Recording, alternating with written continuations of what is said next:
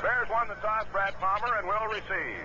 That means they'll be going into a 24-mile-an-hour wind as they move from left to right, from north to south. The Vikings taking the wind at their back, and the wind is going to be a factor. If the flags are straight out, in fact, it bends the goalpost several feet as the gusts come up 24 miles an hour. Well, it's a rather breezy day, as you mentioned, but it's mild. The temperature 52 degrees. It'll get into the mid-50s this afternoon. Brett Cox moves forward now. Baschnagel waiting deep, and there's the kick. And Freddie hammers it down the middle, and Baschnagel will take it at the 5-yard line. Behind the wedge, moving to the left side of the 20, and slips and falls as he crosses the 25 to the 26-yard line. Down quickly to make the tackle, Nate Allen along with Mark Keller, a reserve running back out of Northern Illinois. A 21-yard return for Baschnagel, who leads the NFC in kickoff returns with a 24.4 average. So the Bears will take over, 1st and 10 on their own 26-yard line as we start play here this afternoon. Avellini has completed 96 passes for 1,267 yards. He has a percentage of just over 49%. He has thrown for 8 touchdowns. He's had 11 picked off. Wing to the right is Schubert. Wide to the left is Scott. Hand off to Walter Payton. Sliding to the right side. It pops out of the 30 to 35 to 40 to 45 to 50 and out of bounds. In Viking territory, knocked out by Paul Krause at about the 46-yard line. And there's a 28-yard run by Mr. Explosion himself on the very first play of the ball game. Nice way to start the game. Steve Schubert's in there, the wide receiver, and played the Bo Rather not in uniform today. He's out with the flu. He came down with the flu on Thursday. Instead of getting better, he got worse. Peyton and Noah Jackson had the flu, but they're okay. Also on the inactive list is the tight end Chuck Bradley out with the flu. 29-yard pickup for Walter Payton. First down for the Bears on the Vikings. 46-yard line. Baschnagel wide to the near side. Scott standing wide to the left. Deuce backfield to give to Robin Earl up the middle. Big haul inside the 40. And he carries a couple of Viking tacklers down to the 37-yard line. Matt Blair, the left side linebacker in his 4th year from Iowa State, a 230-pounder, made the tackle on the play. But the big 242-pound, 6'5" rookie running back from Washington ripped up a nice chunk up the middle. An 8-yard pickup. It'll be 2nd down and 2. Plays coming in off the bench. Baschnagel and Schubert are the two carriers with the communications for the Bear bench. Slot left, Deuce backfield. Payton on the left. Earl on the right. 2nd down 2. And the give on a cross buck to Payton, sliding to the right side, hit, and falls forward across the 35 to about the 33.5-yard line. Doug Sutherland made the tackle on the play.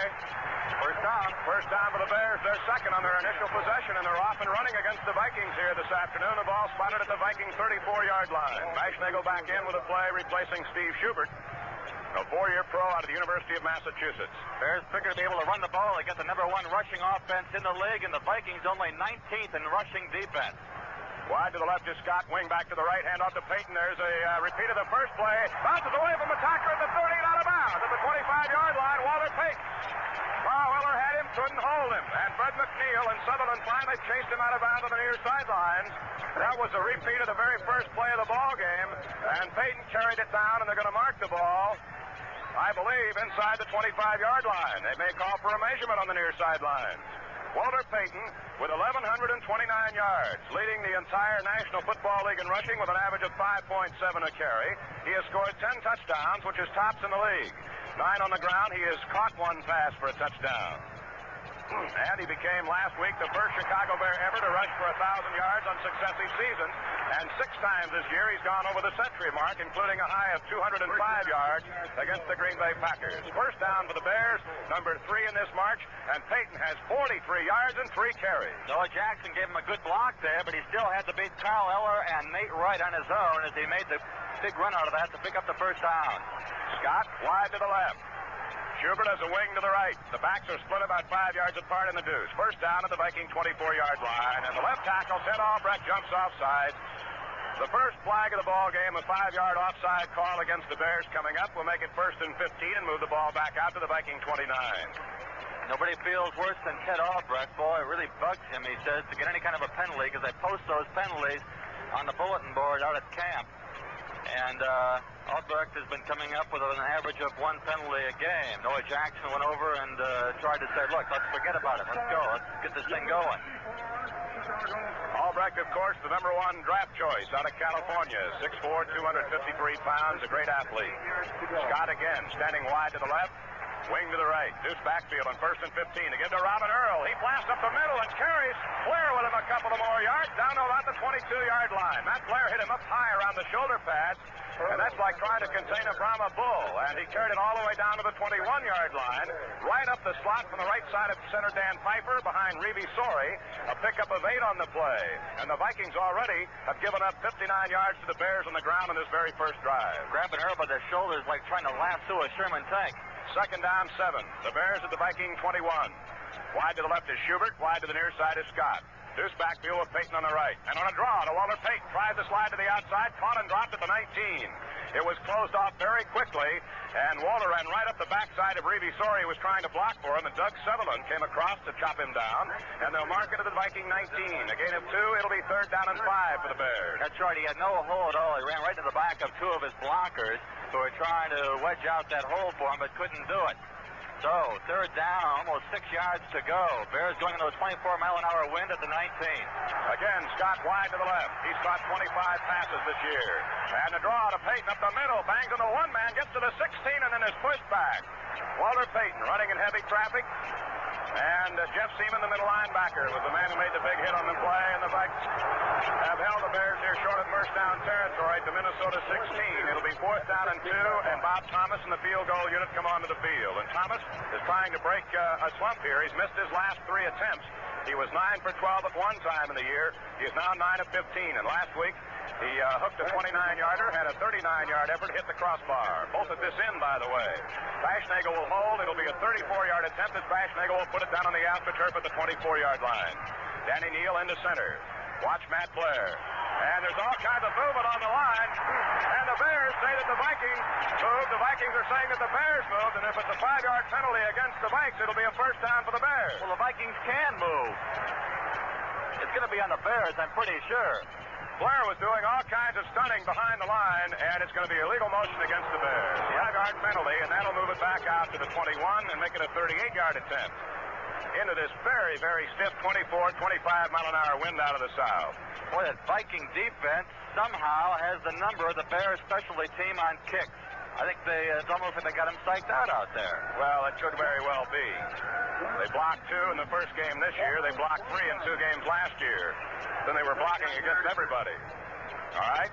Baschnagel will hold. The snap is down. It's going to be a fake, and Baschnagel throws, and it's incomplete. He underthrew his intended receiver, who was Don Reeves on the play. And Baschnagel never really got the ball away as he ran to the left side.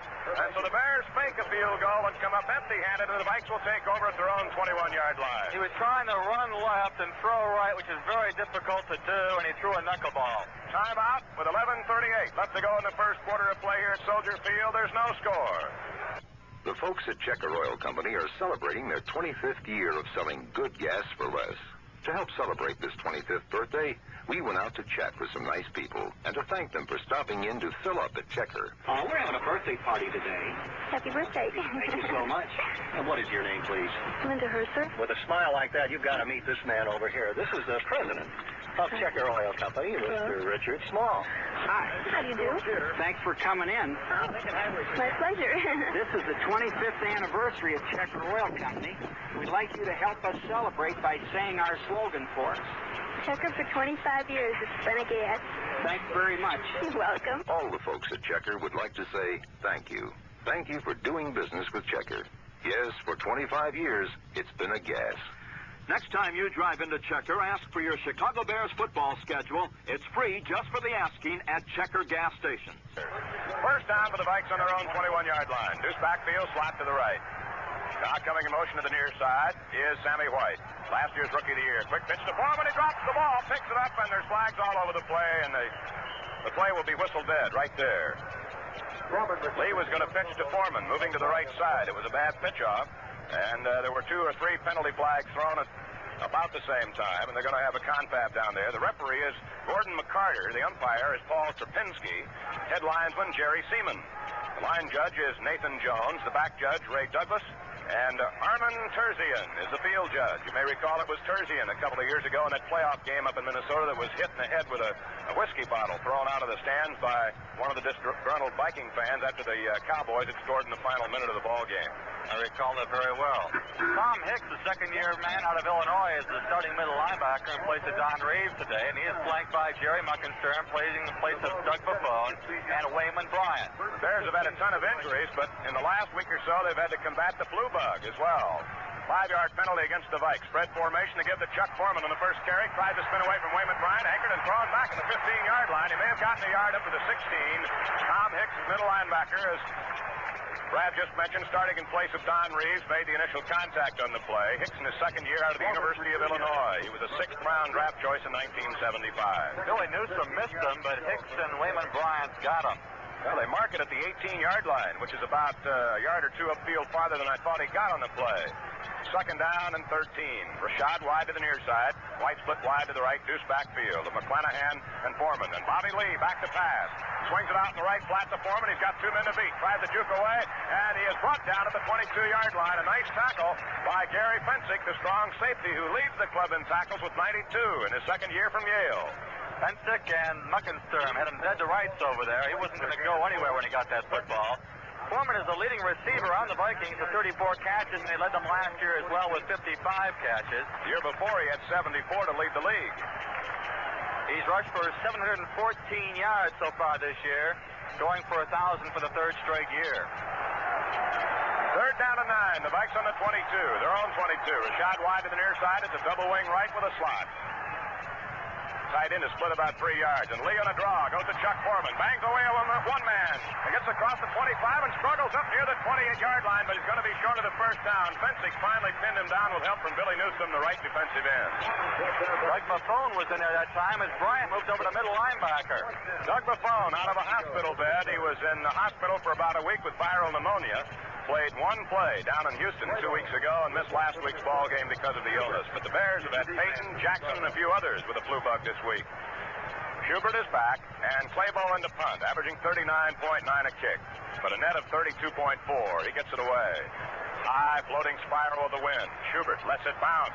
Now it's going to roll dead at the Bear 25. Bounces back upfield to the 26-yard line. One of the Vikings down on one knee makes the play to down the ball. And so the Bears will take over at their own 26-yard line. A 46-yard wind-aided punt by Claybo, but the Vikes had a man downfield too quickly. They'll bring it back. Well, the Vikings may be uptight, huh? Well, that's a penalty that's called so much, Brad, with the rule change in the last 3 years. The one thing that surprised me there again is the fact that Schubert did not catch that ball and go with it. He had some running room, but he let it bounce. Yeah, I think he seemed a little unsure of himself. Maybe the fact that the wind had something to do with it, but he didn't take it in the bounce either. And Schubert, by the way, leads the NFC in punt returns with a 10.9 average. He's got one touchdown on a 70-yarder on opening day here against Detroit. So each team has already had 2 penalties, and they've each had the ball one time. Well, Claybo will kick it away again on 4th and 8 now. The ball, the line of scrimmage, the Viking 23. There's the snap. Not much of a rush. And he hits the line driver. Bouncing inside the 40, and this one's going to help the Vikings as it rolls inside the Bear 20, down to the 15, and it's going to roll dead inside the 10 at the 9-yard line. Claybo hit a line driver away from Bashnagel, and it bounced at the 30 and carried all the way down on the roll inside the Bear 10 at the 9-yard line. A 68-yard punt by Claybo, his longest of the year. And with 9:16 left to go in the first quarter here at Soldier Field, there's no score. The Bears nothing, the Vikings nothing. This is Joe McConnell, voice of the Chicago Bears, with something to say about the hot team in the 78 New Car Conference. From where I sit, that team is the new Buick Regal Sport Coupe and Buick's new exclusive turbo-powered V6 engine. The Regal gives you new luxury car elegance in a mid-size car, plus sport coupe handling and roadability. Inside, rich fabrics cover notch-back seats. Center armrest is standard. Deep cut pile carpeting is featured front and rear. But the real touch of magic is in Buick's new turbo-powered V6. Under normal driving conditions, it performs like a regular V6. But as the engine speed and load increase, the turbocharger cuts in to supply additional power when you need it. See for yourself. Check out the hot team at your Buick dealers of Chicagoland and Northern Indiana today. Test drive the 78 turbo-powered Buick Regal Sport Coupe. You'll want one. Joe McConnell, along with Brad Palmer and company back at Soldier Field in Chicago on a windy day with the threat of rain as the Bears and the Vikings square off here in this key NFC Central Division game. There's no score. The Bears will put the ball in play from their own 8-yard line. Officially a 69-yard punt for Claybo. He was helped by about a 20-yard roll. Baschnagel wide to the near side. Scott standing wide to the left. Hand off to Payton. Going to sweep the right side and tried to struggle away from Jeff Wright, the strong safety, and Payton drug him for another yard or two and got to the 11. A pickup of 3. It'll be second down and 7. Second and 7 for the Bears. Schubert in, bringing in a play from the near sidelines, replacing Baschnagel. They'll alternate on every other play at wide receiver. We can only speculate why the Bears went for a fake field goal from 39 yards out. Keep in mind they were going into a 24-mile-an-hour wind. Maybe they thought also it was early in the game. Why not gamble on going for it? Slot to the left now. Deuce backfield on second down 7. Avellini with a call. He is yet to throw. And he gives to big Robin Earl, who tries to pick his way and pulls a couple of Vikings up across the 15-yard line off left guard. And Alan Page and Doug Sutherland brought him down. Page, of course, the soon-to-be lawyer who has missed the opening weeks of fall practice the last 3 years so that he could attend law school. A 6-time All-Pro, now in his 11th season from Notre Dame. Baschnagel back in, replacing Schubert. Keep in mind the Bears have to win today to stay in the playoff picture, but because of the tiebreaker, they also have to try to beat the Vikings by more than 6 points. Wide to the left is Scott. Hand off to Payton on 3rd and 2. Runs into his own blocker and managed to get out to the 18-yard line. He was brought down by Jeff Wright again, the strong safety in his 7th season from the University of Minnesota. 5'11", 190-pounder. And it's going to be very close to the first down, and I think he might be a bit shy, depending on where they spot the football. They will measure in our angle. It's difficult to speculate whether he has or not. It's going to be very, very close. I'd say it's going to be within a matter of inches either way. Well, that's a nice cop-out. He's got it. All right. He's got it by the nose of the football by an inch. What do you mean a cop-out? Close either way. You got to make him one way or the other. The 4th first down of the ball game of the Bears, all on the ground, and Payton now with 53 yards and 7 hauls. Robin Earl has averaged 7 yards a pop on 21 and 3 carries. That was a big play for the Bears. They would have to punt deep in their own territory into a strong wind. Scott wide to the far left side. Baschnagel make that Schubert as a wing to the near right side. A handoff to Earl right up the middle, and he blasts across the 25 to the 26-yard line, carrying Matt Blair with him again before Blair could finally pin him with help from Nate Wright in the secondary. Robin Earl tearing right up the middle, picking up some huge chunks of real estate. The ball across the 26, we'll call it the 27-yard line.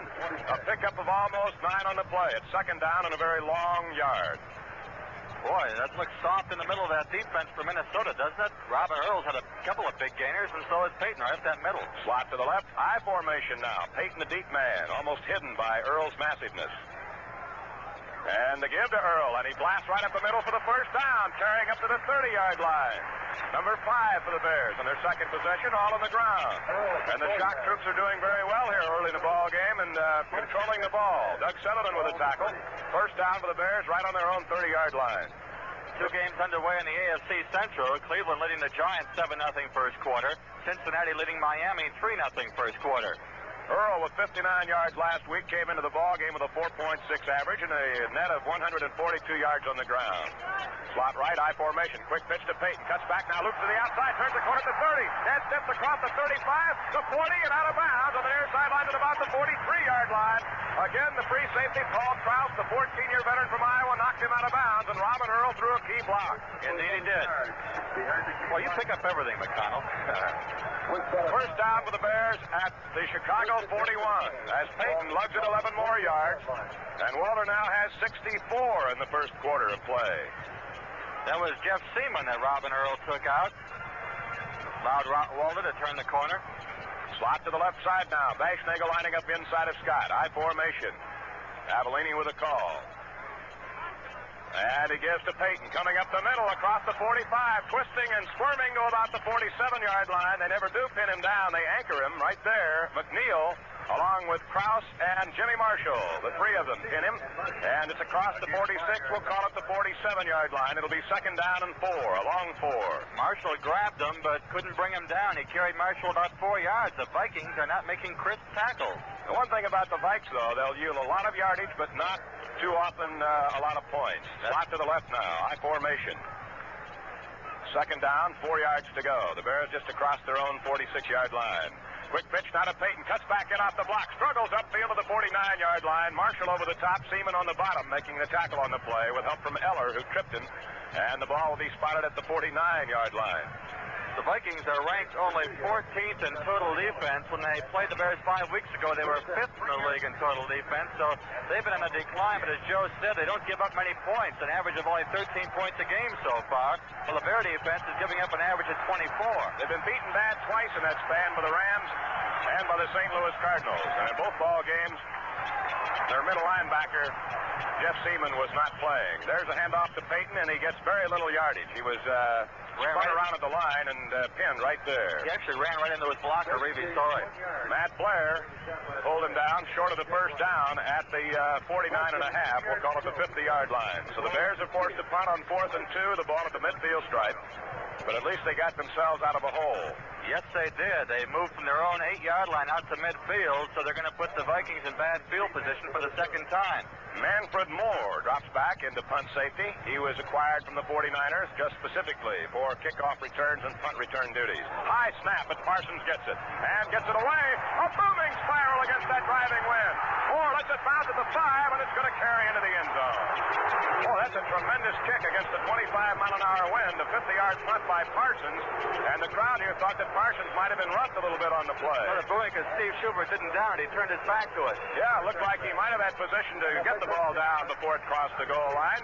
And with 4 minutes and 27 seconds left to go here in the first quarter of play at Soldier Field in Chicago, the score, the Bears nothing, the Vikings nothing. Everyone's looking to find what's best in the things they do and the music they hear. Take on the challenge of Pabst Blue Ribbon. If you're looking for a quality beer, compare our beer with any other. Try us once and you'll discover the best beer taste we're bringing home to you. With Pabst Blue Ribbon, the quality always comes through. Pabst has a challenge for you. To taste and compare Pabst Blue Ribbon with any other premium beer. You'll never go back to the beer you were drinking, because Blue Ribbon quality means the best tasting beer you can get. The best beer taste we're bringing home to you. With Pabst Blue Ribbon, the quality always comes through.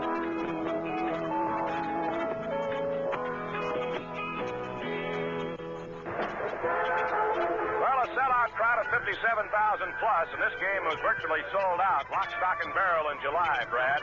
The Windy City fans here, of course, hoping the Bears would be in playoff contention, and they still are, barely. And, of course, everyone figured the Vikes to be right where they are, in first place in the Central Division. The Bears have gotten off to a good start, even though the game is scoreless. They have 105 yards to only 12 for the Vikings. Bears 17 plays, Vikings 3. Rashad wide to the near side, White split wide to the right. Just backfield, handoff to McClanahan, who slips and falls, trying to make the cut. And he got back to the line of scrimmage. The Viking 20-yard line, it'll be second down and 10. Brent McClanahan's first carry. He has gained 224 yards for an average of 3.9 a carry. He's caught 24 passes. Tarkington would go to the running backs most of the time. Foreman with 34 catches, McClanahan with 24, and Robert Miller at third running back with 22 receptions so far this year. Lee will throw long a lot more than Fran will. Rashad wide to the near side, working against Livers. Wide to the right is White, working against Ellis. Now in motion comes Foreman to the near side. Lee sets up the pass, wings it over the middle, caught by McClanahan at the 25, dumped at the 28-yard line. He was hit by Muckensturm, helped out by Tom Hicks, and they chopped him down before he could get the first down. It'll be third down and 2 yards to go. Pickup of 8 as Bobby Lee completes his first pass of the ball game. Muckensturm had a good second half last week against Kansas City. He had a total of 9 tackles in that game, and one of them was a real big play. Good pass coverage by Muck. He'll play most of today. Doug Buffone will be in there on occasion. He's only about 65-70% after viral pneumonia. Third and a deuce for the Vikings. At the Minnesota 28, out of the slotted motion to the near side comes Sammy White. And the give to Chuck Foreman. And I don't know, he got to the 30 and then pushed back, and we'll see where they spot the football.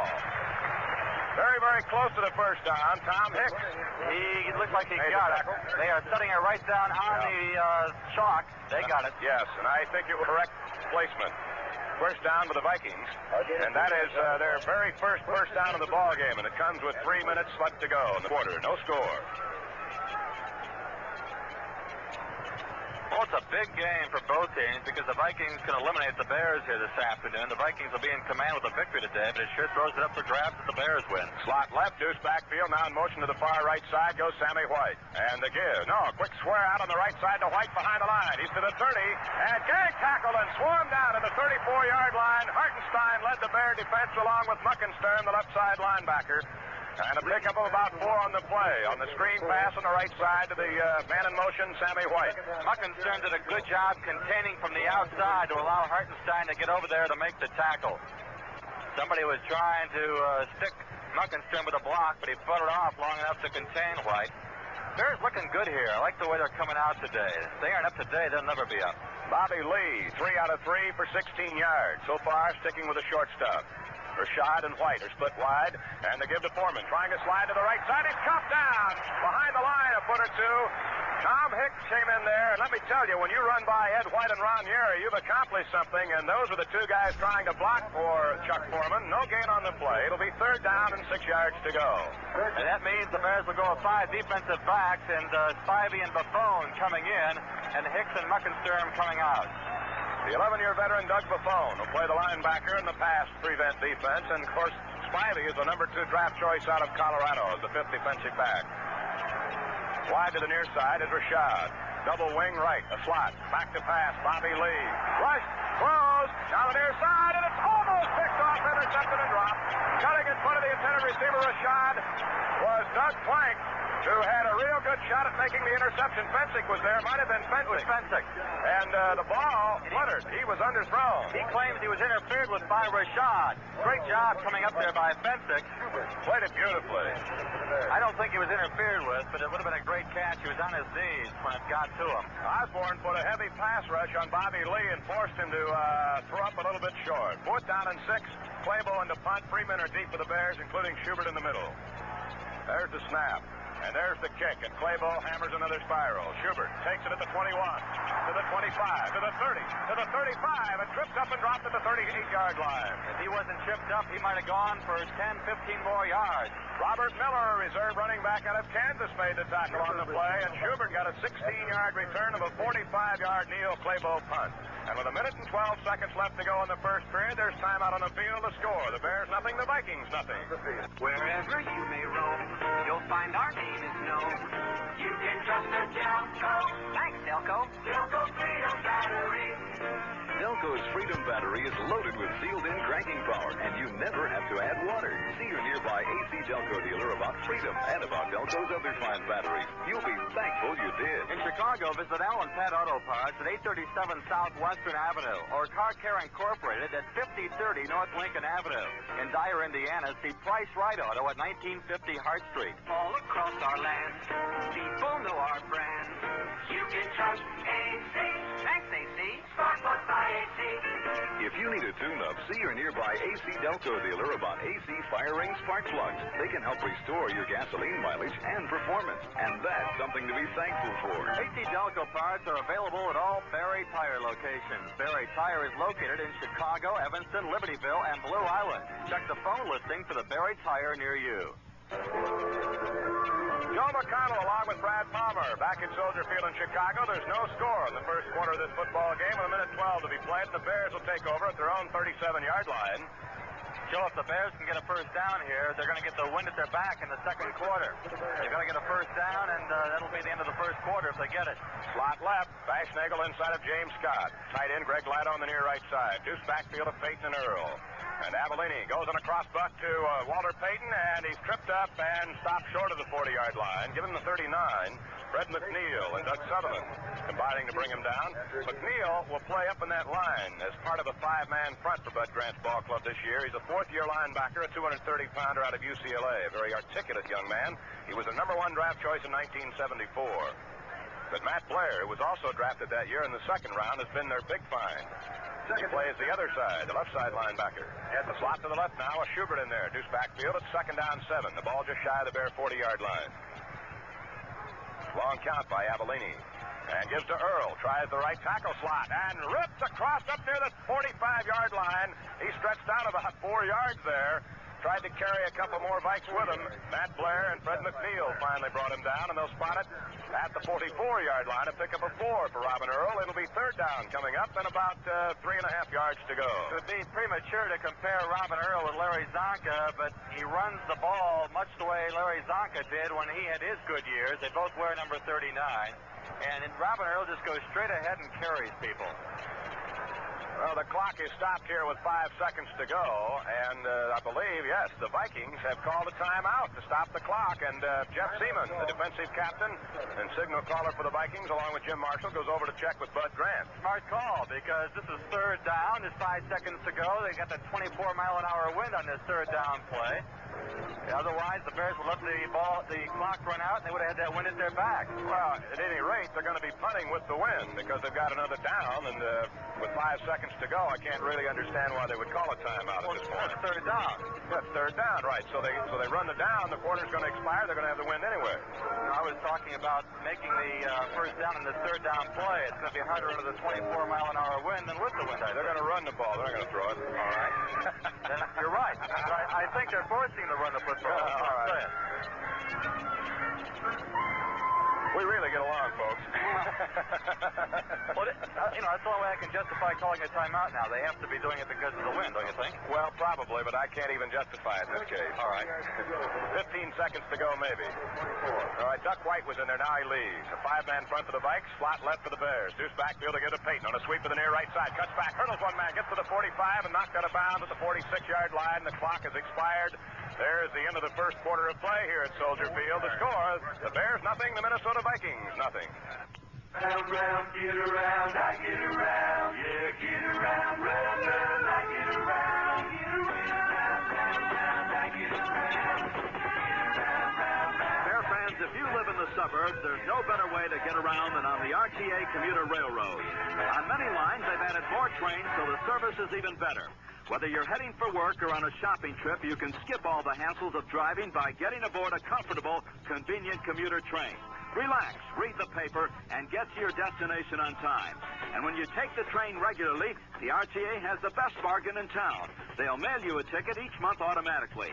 For information about commuter rail service to your town as well as a ticket application, write to RTA Commuter Rail, 300 North State Street, Chicago, 60610. That's RTA Commuter Rail, 300 North State, Chicago, 60610. You'll get around better on the RTA Commuter Railroad.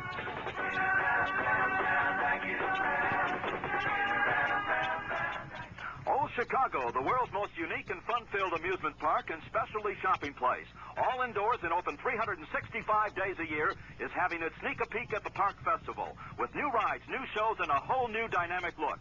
Come be a sidewalk superintendent for the multi-million-dollar improvement program. Come sneak a peek at the park, Old Chicago, I-55 in Bolingbrook. Well, even though the Bears did not score in the first period, they have picked up 113 yards on the ground. They have yet to throw the ball. The Vikes have 26 yards total offense. Well, that Bashnagel, yes, did try a pass on a fake field goal, and he was incomplete on that one. But Avellini has yet to put the ball up. First quarter score, Miami, 7-3 over Cincinnati at Riverfront Stadium in Cincinnati. That's a battle of survival there for both the Bengals and the Dolphins. 3 men deep now for the Vikings, and there's a snap, and Parsons gets away kind of it's a Fuller, a driving kick, and it's fumbled by Graham. Schubert down, a big pileup, but I think the Vikes may have gotten it. No, the Bears say they have it. The Bears have the ball at the 6-yard line as Graham fumbled that punt. A rather odd kick. Steve Schubert got the football, and I wasn't sure he was going to get it or not. I saw him hit the ball, and they went into a pile, and Schubert came up with the football, wrestling it away from Bob Grimm, a former Bear. A 49-yard line driver that started to wobble and all of a sudden straightened out and spiraled, and it was a driving kick, and Grimm went back. It hit him in the shoulder pad of the 6-yard line, bounced out of there. Grimm tried to go for the ball, and as you mentioned, Schubert was on top of it immediately, but I thought it might have rolled out of there. But the Bears have it first and goal to the Vikings 6-yard line. That is the first turnover of the afternoon. Schubert second. Recovered fumble on a punting situation this year. Wing to the left, both ends are in tight. Deuce backfield. The Bears will try to just bash it in. They give to Peyton on a sweep to the right side. Gets a block from Sorey. Cuts into the 5 and down to about the 2-yard line. Bears going with 2 tight ends that time. Walter Payton, who has 10 touchdowns this year. In fact, he's the only running back, the only non-kicker in the top 10 in scoring in the National Football League. He has 60 points. That puts him fourth. Second and goal from the 2-yard line, a pickup of 4 for Walter Payton. Eller and Seaman brought him down over on the far side. Second and goal from the 2-yard line. Schubert is the wing to the right. Both ends are in tight. Deuce backfield. The call now by Avellini. They give to Payton, tries the right side, gets down close to the goal line. He's going to be a bit short. Ooh, they get smothered. Carl L. and all his buddies were right there to stop him about the 1-yard line. What a break for the Bears. Steve Schubert recovering a muff punt at the Minnesota 6-yard line here in the opening minute of the second quarter of play. The Bears at the 1-yard line of Minnesota. No score in the football game. The Bears have dominated, though. They've had the field position so far. Third and goal from the 1-yard line. Schubert will line up as a wing. They get Bashnagel to the left side. High formation. Earl, the short man. They give to Payton. He hurdles. Touchdown. He should have it. No signal yet. He was high in the air. And apparently they're going to call him short. It looked like he was over the goal line. The Bears have got to go for it. They've got to win. Even if they miss it, the Vikings are going to have the ball at the goal line with a 24-mile-an-hour wind into their face. Boy, it looked like Payton was over the goal line. He was right there, I'll tell you. The Bears are going to go for it. They put that ball back almost a yard out, and I know he was inside of that. Indeed, but, well, it looked like it from here anyway. We've got a bad angle. Those guys are sitting in the goal lines now, buddy. Well, that's true, but I'll tell you, he was up over that entire line. It's fourth down and goal, just inside the 1-yard line. Schubert has a wing to the right side, Deuce backfield. The call by Avellini, and he dropped the ball on the snap from center, and the Bears will come away empty-handed. I don't believe it. It appeared that Payton had hurdled the goal line on the third down play, and on fourth down, inside the yard line, Mark Avellini appeared to pull away from center a bit too quickly, and the Vikes will have it at their own 1-yard line. Time out on the field. With 13-10 left to go in the first half, it's still 0-0. Turbo Power. Turbo Power is here in the new 1978 Buick LeSabre Sport Coupe. And it's waiting for you right now at your nearby Buick dealer. Here is a very special car for the young at heart. Drives like a dream. Gives you road-hugging sport coupe handling and performance with power to spare. Thanks to Buick's exclusive new, even-firing, turbo-powered V6 engine. Yet with all its sportiness, the 78 Buick LeSabre Sport Coupe is still a big, luxurious car. It offers you the kind of styling and comfort that pleases even the most demanding new car buyer. New glamorous interiors, soft cushioned fabrics, a newly designed control panel that puts it all at your fingertips. Believe me, there's a lot of science and a little magic in the 1978 Buick LeSabre Sport Coupe. You'll want one from your Buick dealers of Chicagoland and northern Indiana.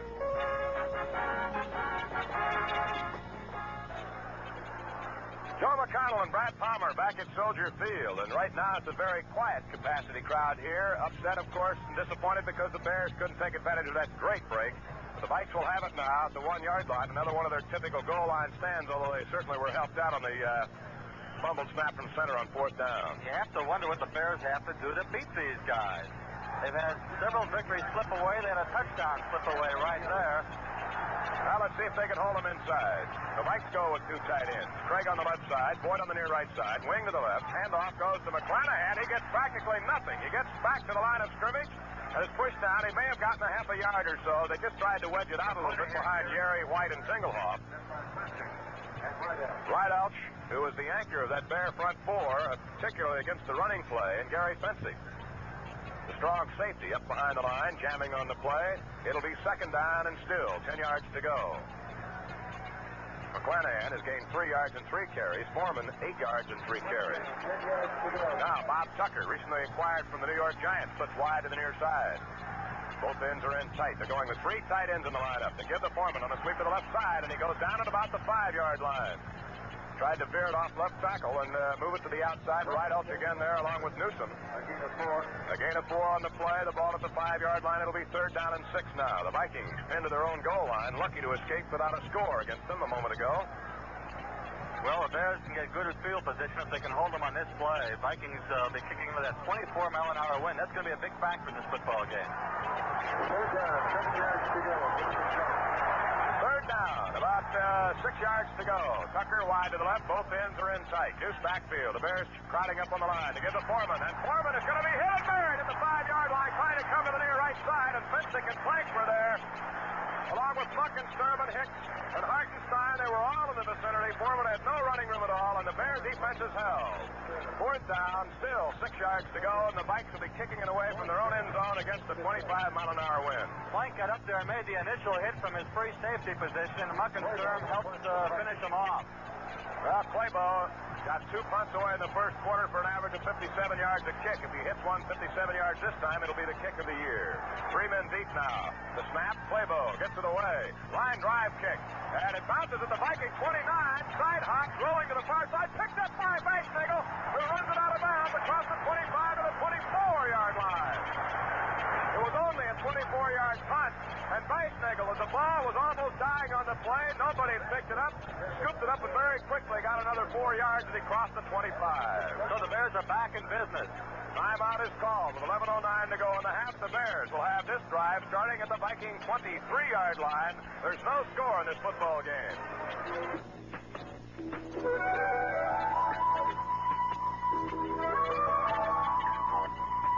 The most expensive taste in beer has a name. Ondecker. Ondecker beer. You may not be drinking it now, but you will. Ondecker is not just another expensive beer. Ondecker is the most expensive taste in beer. Because with Ondecker, taste is everything. The most expensive taste in beer comes from the most expensive ingredients. Choice imported hops, special rich malt, and slow, patient aging. You may not be drinking it now, but you will. Because Ondecker is the most expensive taste in beer. And that means something.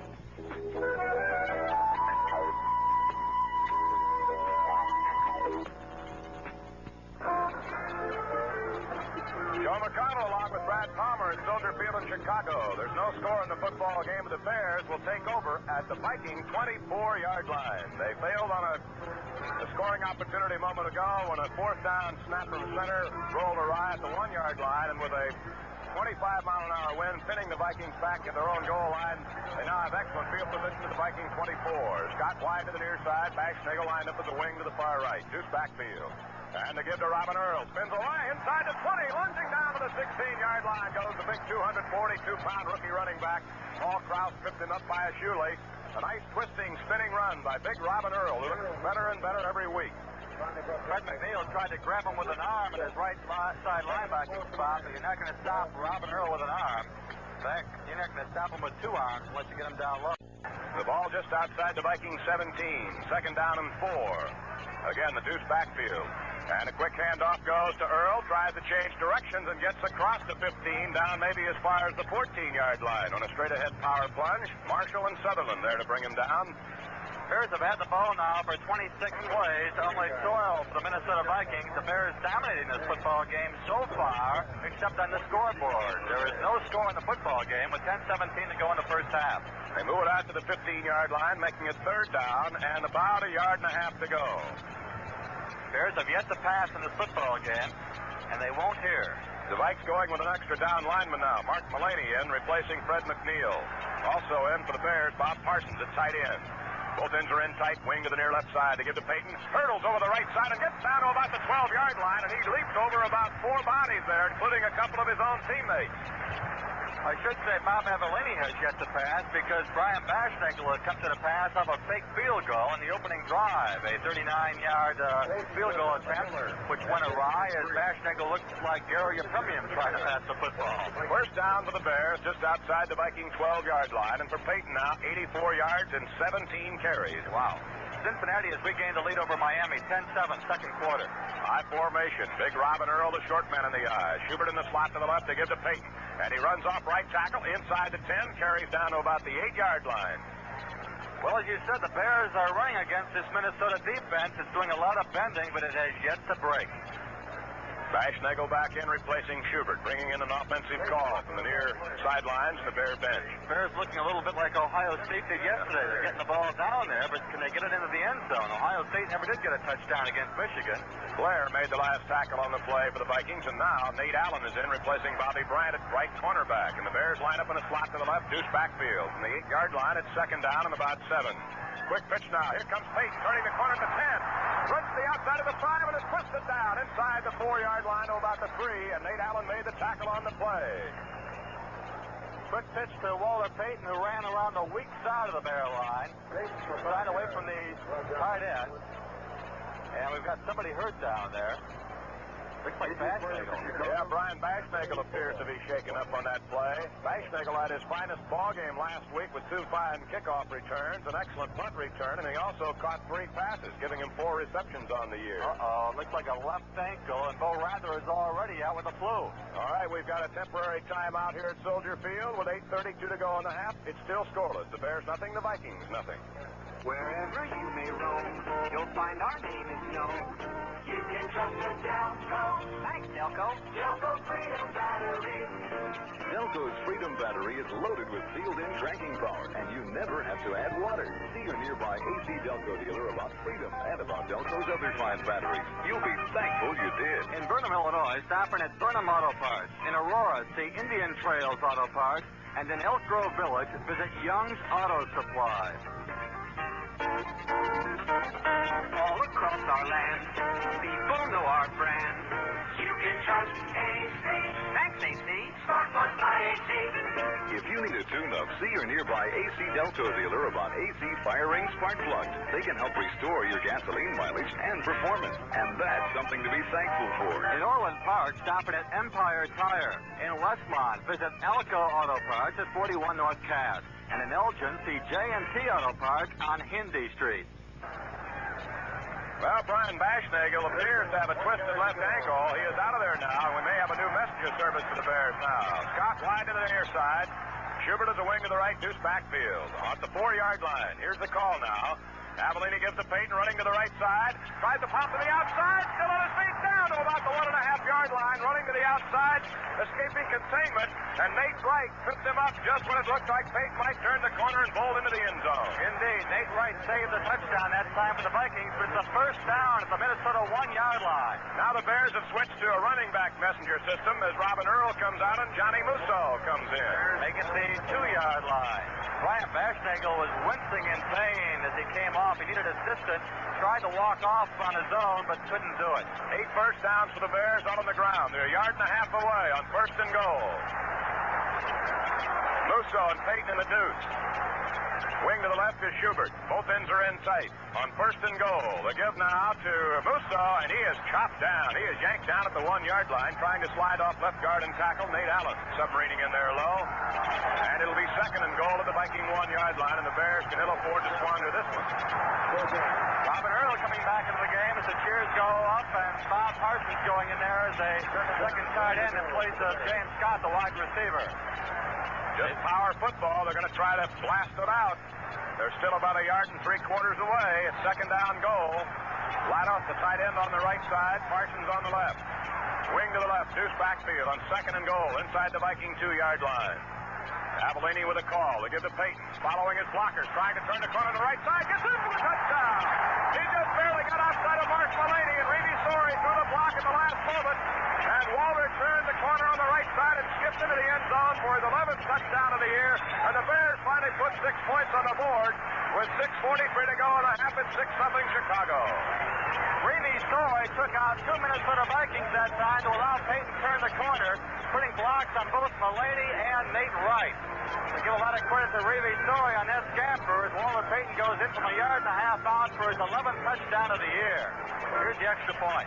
Bob Thomas, 18 of 20 in the PAT department, but now we've got Vince Evans holding. Reserve quarterback, Bashnagel normally holds. There's a snap, the ball is down, the kick is up, and it is good. And the Bears lead the Minnesota Vikings 7-0 with 6 minutes and 43 seconds left to go in the first half. It took them 8 plays to traverse the 24 yards, but they got it done. Joe, that extra point came about 5 weeks too late. Steve Schubert, by the way, is also limping, and I'm not sure what we're liable to see here now. The Bears are down to 2 wide receivers today. Now that Bashnagel is definitely injured, and Schubert may also be hurting. Well, that's the Bears' kickoff and punt return, man. So the Bears will be in a real bind if neither of those two can return to this game. And with Bo Rather already out, that kind of puts them out of the wide receiver business, doesn't it? It would appear that way. Gives them James Scott. I don't know what they would do. Put an extra running back in there or go with 2 tight ends. Well, 7-0 Bears. With 6:43 left to go in the first half, the Vikings have been completely bottled up so far today, and they may have a little bit of a confidence factor with Tarkenton out now for the rest of the year. First time ever in his 17-year pro career. Well, this is one of the few times the Bears have jumped out in front in a football game this year, and it's a good sign. The Bears have looked good here today. They've been up for the game. They have dominated the game so far.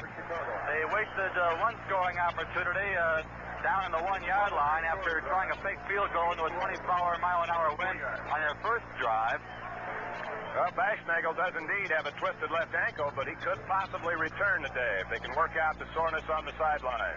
Wind so strong it just blew the football off the kicking tee, but now we're ready to go. Peyton now with 97 first-half yards on 21 carries, and again the wind blows it off the kicking tee.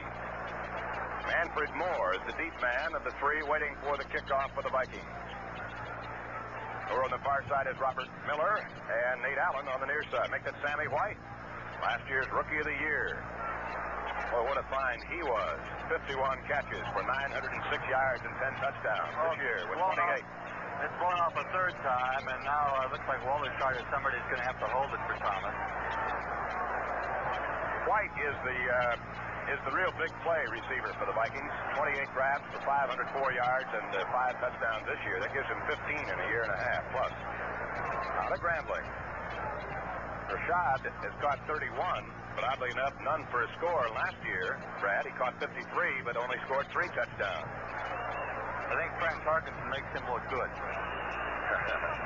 All right, they're holding it now, and Thomas hits it. Boomer going into the end zone, and Manfred Moore lets it bounce 5 yards deep, and it's beyond the end zone. It'll be brought out to the 20-yard line as Thomas, with that 25-mile-an-hour wind, really hammered that one. Yeah, that gives you an idea how strong the wind is. When's the last time you saw Thomas kick one out of the end zone? On the bounce. It'll be first down for the Minnesota Vikings, and they'll start their offensive foray at their own 20-yard line, trailing the Bears 7-0. Vikings' deepest penetration is somewhere around the 35-yard line, their own 35-yard line. So they have yet to move the football. In fact, they only have 1 first down so far. White wide to the left, Rashad wide to the near side. Just backfield of Foreman and McClanahan. Bob Lee, the quarterback. Play action fake, quick slant into Rashad. He makes the diving catch at the 29-yard line in front of Ellis. Could be holding against Minnesota. Yeah, flag is down in the vicinity of Riley, Steve Riley, and it is going to be a penalty against the Vikings, so that will nullify that 9-yard pass reception by Ahmed Rashad. It's going to be their 3rd penalty. You know, the Vikings are living a little, I think, out past reputation. They came into this season off that Super Bowl loss last year, but they've played 4 games against teams with winning records, and they're only 1-3. The Bears have also played 4 teams with winning records. The Bears are also 1-3. There's not too much to separate these 2 teams, or as much as you might think. That was not a holding call, Brad. It was an offsides call, a 5-yard penalty. It's 1st and 15. White wide to the near side. Rashad wide to the left, and on a draw goes to Chuck Foreman. And he gets about 3 yards to the 18, and that's all. Rideout tripped him up. Foreman got by him, and Hartenstein and Muckenstern put him down. And they'll mark it at the 19-yard line. A pick up of 4. It'll be 2nd down, 11. Against common opponents, the Bears lost to St. Louis by 3 points in St. Louis. St. Louis blew out the Vikings at Minnesota. The Bears beat the Rams here. Vikings got blown out by the Rams in Los Angeles. Bears lost here to Atlanta. The Vikings beat Atlanta down there by a touchdown in the closing minutes. White wide to the near side. Foreman in motion out of the deuce to the left now. And back to pass is Bobby Lee on 2nd and 11. He throws it over the middle and a diving catch for the first down at the 32-yard line to Rashad. And that's the Vikings' longest play gainer of the day at the 33-yard line, first down. Virgil Livers was covering on the play, but the ball was thrown perfectly, and Rashad made the catch as he slipped to the AstroTurf. Bears beat Detroit by 7 points here. The Bears beat Detroit by 10 points. The Vikings beat Detroit by 7. A 12-yard completion. Slot right, deuce backfield, and lead. A throw on first down. Swings it out the right flat, and it's dropped by McConnell. The ball was underthrown a bit, and Brent kind of reached down for it, couldn't hang on to the 35-yard line. Incomplete, second down 10. The Vikes at their own 33-yard line. Bobby Lee is 4 out of 6 now for 28 yards. No quarterback sacks today, and of course, Avellini is yet to attempt the pass. And to finish that dissertation, the Bears beat Green Bay 26-0 at Green Bay. The Vikings beat Green Bay at Minnesota 19-7. Well, until last week, the Vikes hadn't blown anybody out. They had to struggle to beat Tampa 9-3. In fact, they were down 3-2 at the half in that one. Yes, sir. The shot split about 5 yards to the left and wide to the near side is White. Back to pass is Bob Lee. Has time. Throws a long one. A lobber down the middle. It should be intercepted by Virgil Livers. It is at the 30-yard line. It was overthrown. Intended for Rashad. Plank was back there along with Livers, and Virgil Livers just came up with his first interception of the year and the 11th for the Bear football team. Doug Plank was the center fielder that time, and he was helping out, and they had double coverage on the Minnesota receiver that time, and the ball was overthrown, and Livers was there to make the grab. And for Livers, that's his first interception of the year. Had 3 last year. His 6th in his career. I recall against the Rams, though, he could have had about 4 interceptions. The Bears intercepted Namath 4 times, and Livers batted down 4 balls in that game. Well, they mark it at the 27-yard line in Bear territory, first down. Scott wide to the near side. And we'll double check and see who the wide receiver is on the other side. It's Schubert. And there's a pass by Avellini, caught by Payton out of the near flat. He tries to jitterbug away, gets a couple of blocks, bounces off of one man, gets to the 33-yard line. A lot of hesitating. He looked like a rabbit trying to run to daylight there with everyone converging on him. The ball was thrown behind him, and he had to completely stop and reach back to make the catch. And Page and Allen finally brought him down. Nate Allen and Allen Page. Would you believe that the Vikings now are minus 14 in giveaway takeaway? That is not the sign of a good football team. In fact, that's the sign of a pretty bad football team.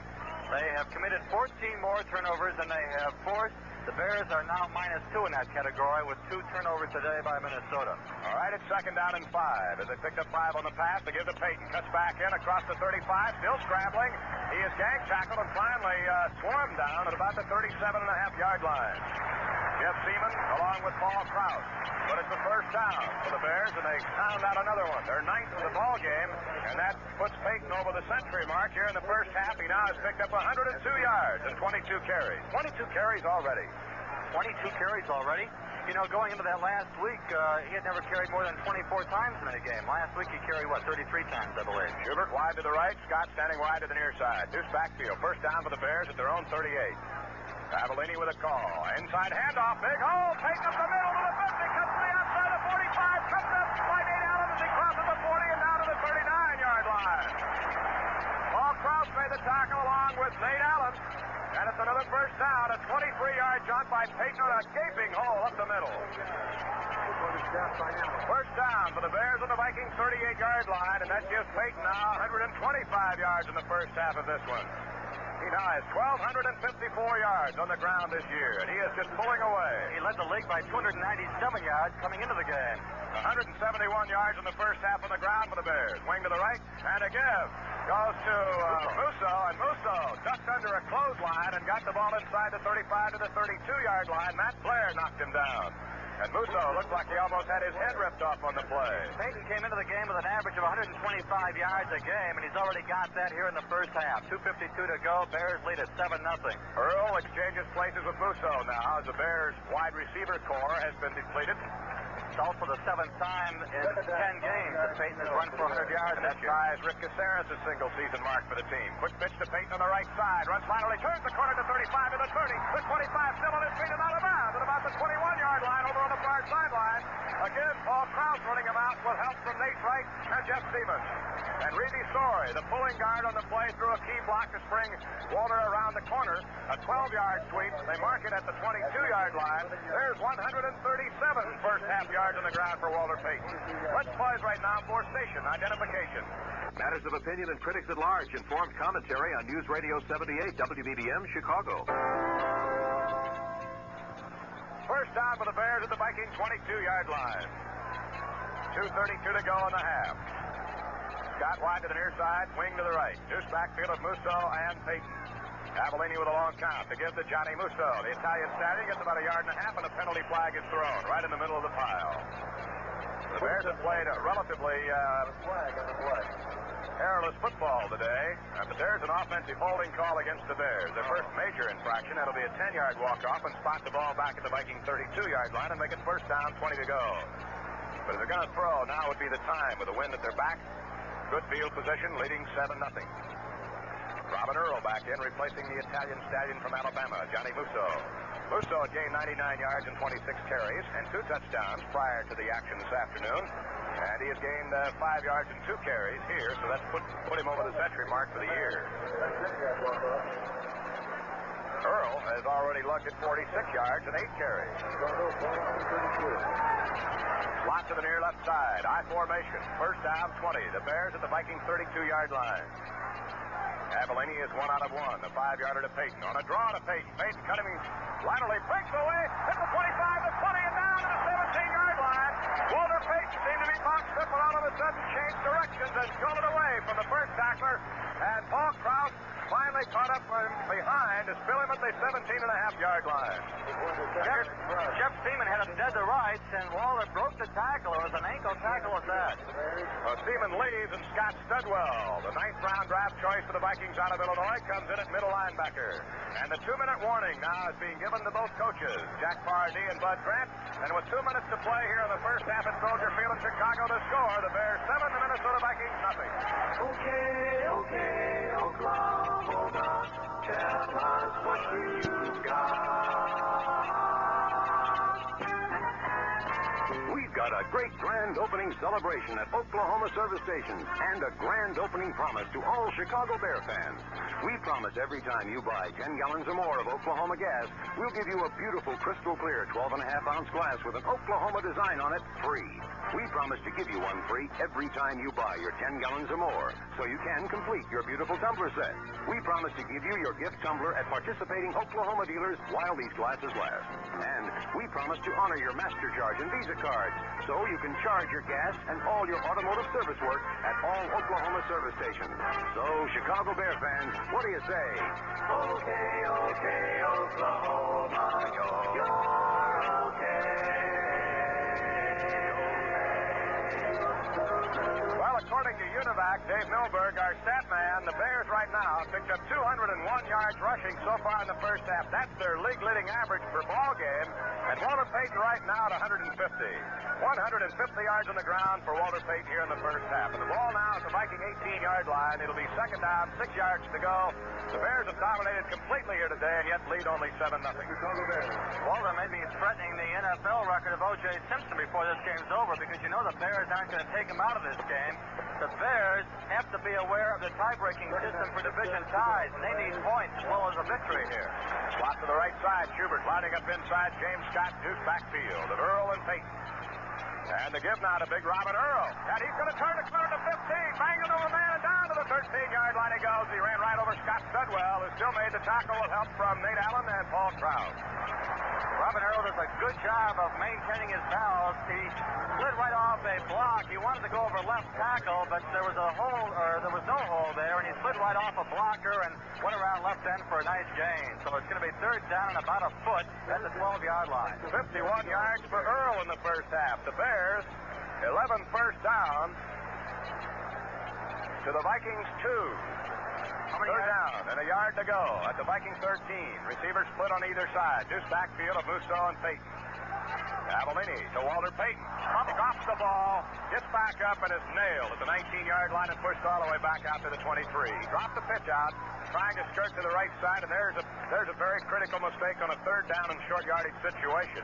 Marshall and Studwell will get credit for the tackle, but Wally was already on the astroturf just trying to keep the handle of the ball. So they'll go for the field goal now. Evans in to hold. Thomas, 9 out of 15 in the three-point department. It's going to be a 37-yard field goal. Thomas is 7 for 10 inside the 40, but has missed his last 2 from inside the 40. Evans will hold the Viking 27-yard line. There's the snap. The ball is down. The kick is up, and it is good. 37-yarder by Bob Thomas, and the Bears have taken a 10-0 lead here with 43 seconds left to play in the first half. yards in 8 plays, Brad. Well, the Bears are dominating this football game, and actually the score is misleading. The Bears have missed a couple of good opportunities. They got down to the 1-yard line, didn't come up with a single point. Here they had a third down and a foot to go at the 12-yard line. Fumble the ball, had to settle for a field goal. They lead the game 10-0. 43 seconds to go in the half. And again, the Bears dominating this football game. Walter Payton already 150 yards, although that fumble is going to cut down his yardage a little bit. They've been going to Payton all day. They have been keeping the ball on the ground. Bob Avalini has passed the ball only one time, and that was to Walter Payton on the flat. Brian Bashnagel tried one pass and a big field goal in the opening minutes of play as the Bears went for the fake from 39 yards out instead of trying to take their chances against a 24-mile-an-hour wind. The Bears are in good field position. They have simply dominated this football game. It is the best first half we have seen the Bears play, and it could have been better but for a few mistakes. They're holding now. Thomas hits another driving boomer that's going to go into the end zone. That was 7 yards deep and beyond the end line. So the Vikes will put it in play at the 20-yard line as Thomas hammers 2 deep into the Viking end zone with that prevailing wind. And with 43 seconds to go on the half, Bobby Lee will see what he can do about this 10-0 deficit the Vikings face. As Pat Benkowski, our star spotter, just pointed out, it could very easily be 17 or 21-0 Bears. We just want to win, and of course, hopefully by more than 6 points. Slot left, deuce backfield. And Lee will hand off to McClanahan. Turns the right corner, cuts back inside, still on his feet, and struggles to about the 22-yard line. Muckensturm was over there with help from Jim Osborne. They put him down. A gain of 2. It'll be 2nd down 8. Here's where the Bears want to win by more than 6 points. The Bears wind up in a division tie with the Vikings. The tie-breaking system is first head-to-head competition. Right. The Bears and Vikings be 1-1. Next, games within the division. Both would be 4-2. Next, games within the NFC. They figure to be the same there if they wind up in a tie. The next criteria is point differential in head-to-head competition. Minnesota beat the Bears by 6. Bears should try to win by at least 7 today. This will probably be the final play of the first half. A gain of 3, and Lee is going to let the clock run out. And the gun sounds. The first half is history here at Soldier Field. And as the teams head to the locker room, the Bears lead the Minnesota Vikings 10-0. Joe McConnell along with Brad Palmer back at Soldier Field. We're here at halftime. The Chicago Bears are enjoying a 10-0 lead over their adversaries from Minnesota. Pointing and gesturing at Noah Jackson. Kansas. Sorry. Go ahead. I was going to say Kansas City has held Denver scoreless in the first quarter. No score now. They're in the second quarter. And Baltimore has just scored on a 53-yard pass from Burt Jones to Raymond Chester, but they missed the extra point. Baltimore leads the Jets 6-3 first quarter. 3rd down and 2 now. The Bears at their own 45. Both ends are in sight. It's Parsons on the left side. Play action fake. Back to pass. Avalini pumps once, and he's going to be going down at the 35-yard line. A sack by Carl Eller and Doug Sutherland.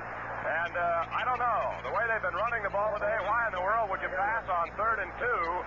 But Avalini sacked there for the 15th time this season. That's the first Viking quarterback sack today. And it's back to the Bears 35, and they're forced to punt again. Well, I guess they're trying to keep the Minnesota defense honest. Minnesota stopped them on a similar play right on the last play of the first half when the Bears tried to run it. That's when I thought they should have passed it. Well, now Parsons will have to deliver the ball in against the wind with 7:40 to go in the 3rd period. Only the 18th sack given up by the Bears. Dan Neal in the center. It's a good one. There's the kick, and this time Parsons got it away. A floater to the right side, and Manfred Moore makes the catch and is hit immediately at the 32-yard line. Lenny Waltersheim down to make the tackle on the play. A 33-yard Neal Claiborne punt against the wind, no return. The Vikes will have it at their own 33-yard line. There's timeout on the field. With 7:24 to go in the 3rd period here in Chicago, the score. The Bears 10, the Vikings 7. Round, get around, I get around. Yeah, get around, round, I get around. Get around, I get around. Bear fans, if you live in the suburbs, there's no better way to get around than on the RTA Commuter Railroad. On many lines, they've added more trains, so the service is even better. Whether you're heading for work or on a shopping trip, you can skip all the hassles of driving by getting aboard a comfortable, convenient commuter train. Relax, read the paper, and get to your destination on time. And when you take the train regularly, the RTA has the best bargain in town. They'll mail you a ticket each month automatically. For information about commuter rail service to your town as well as a ticket application, write to RTA Commuter Rail, 300 North State Street, Chicago, 60610. That's RTA Commuter Rail, 300 North State, Chicago, 60610. You'll get around better on the RTA Commuter Railroad.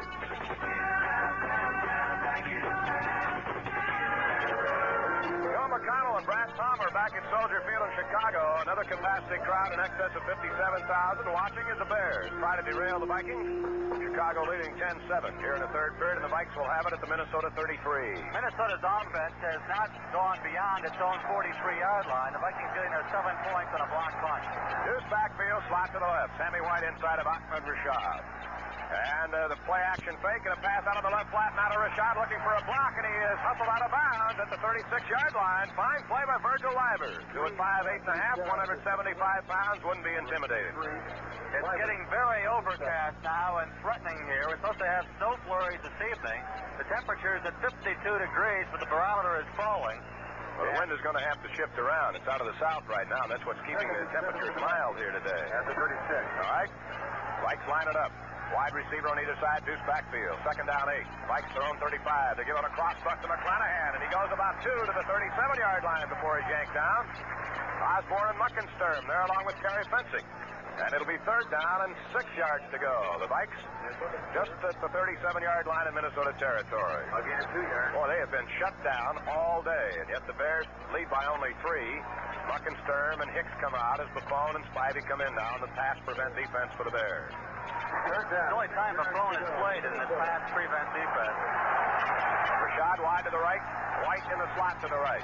Deuce backfield, and Lee will throw on 3rd and 6. The rush is on by Buffon, throws it out there, tipped up in the air, and almost intercepted, but Hartenstein couldn't get the angle on it, and a penalty flag is thrown, and there's going to be a holding call against the Vikings, but the Bears will probably be happy to let this one go because it'll be 4th down and 6 yards to go.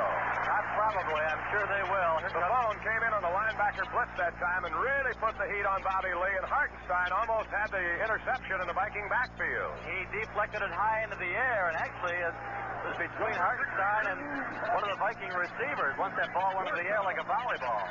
All right, Walter Scheid and Plank will guard the corners, and Schubert drops back at the Bears 20-yard line awaiting the Claybo punt. Looks like the wind is picking up. Regular jet stream here. There's the snap, there's no rush. There's the kick. And a low line driving kick, but Schubert lets it bounce at the 15, and it carries into the end zone on the first hop. Bounced like a golf ball off that AstroTurf.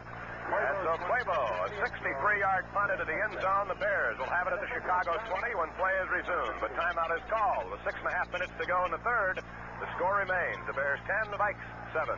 This is the 25th year that Checker Oil Company has been selling good gas for less. And this year, we decided to chat with our customers right at the pump and to thank them for filling up at Checker. What is your name, sir? Scirocco, Ben Scirocco. Are you a regular Checker gas? We come down here quite often. In fact, it's the first time this car's going to get Checker gas. I see, sir. We just got the car. It's got 18 miles on there. Great. I'd like you to meet somebody today. This is the president of Checker Gas. Oh. Right here. How do you do, sir? Thanks for coming in. Thank you. I'll tell you what, these people here are nice. We appreciate your saying that. This is our 25th anniversary. We'd like you to help us celebrate by saying our slogan for us. Checker for 25 years. It's been a gas. We asked our customers why they drive in to fill up with Checker. Whenever I'm in the area, I like to stop in and get it because I know the gas is good quality and nice low prices. Good gas at nice low prices. Yes, sir. Checker. For 25 years, it's been a gas. Well, an important possession now for the Bears, who lead 10-7. They'll start play at the Chicago 20-yard line, Brad. And we've got 6:30 to go, so the Bears will have the wind in their face for that much time, and then they'll have the wind at their back. But, you know, it's so important, not only for the Bears to win today, but to also win by, well, at least 6 points. because of that tiebreaker. The 6 points the Vikings got on that big field goal in overtime is almost worth a game. It is worth a game if they wind up in a two-way tie. Lots to the left now. Deuce backfield of Payton and Earl. And they give to Walter Payton. And he runs right into Carl Eller as he tries to cut to the right side. And he gets 2 yards to the 22-yard line. Denver leads Kansas City 7-0 in the second quarter. You know, that's why I kind of want Detroit to win today, because it's a possibility of a three-way tie. If there's a three-way tie, then it throws out that tiebreaker point differential between teams in head-to-head competition. It would throw out that Viking 6-point deal, and the Bears would have a big edge in point differential within the division. Well, if you're going to hope, why not hope for the whole ball of wax? Well, Schubert wide to the left, Scott standing wide to the near side. There's a screen pass out on the right side to Scott, but he cannot run by Matt Blair, who forces him out of bounds. At the Bears' 26-yard line, there were 3 blockers in front. Latta, Piper, and Lick were all in front with Sorey over there, but Blair was behind the wedge, and James Scott couldn't clear him on the near sideline. It'll be 3rd down and 4 yards to go. Joe, even if the Bears win today, though, it's going to be very difficult for them to win the division outright, because they'll still trail Minnesota by a game. Now, okay, let's say Minnesota loses at Oakland. Now they are tied. They both have to go to Detroit, and the Bears have a tougher time in Detroit than the Vikings do. 3rd down, 4 yards to go. Quick count on a draw to Payton. He tries to scoot away, and he's tripped up and dropped as he ran into one of his own blockers trying to get outside containment. Seaman got him on the ankle, and Walter was yanked down at the 25-yard line. A loss of a yard, it'll be 4th down and 5, and the Bears all of a sudden are having trouble. Jim Marshall also helped out Seaman on the play. Jim Marshall in his 246th consecutive game, the National Football League record. 5:22 to go. And Parsons will punt again.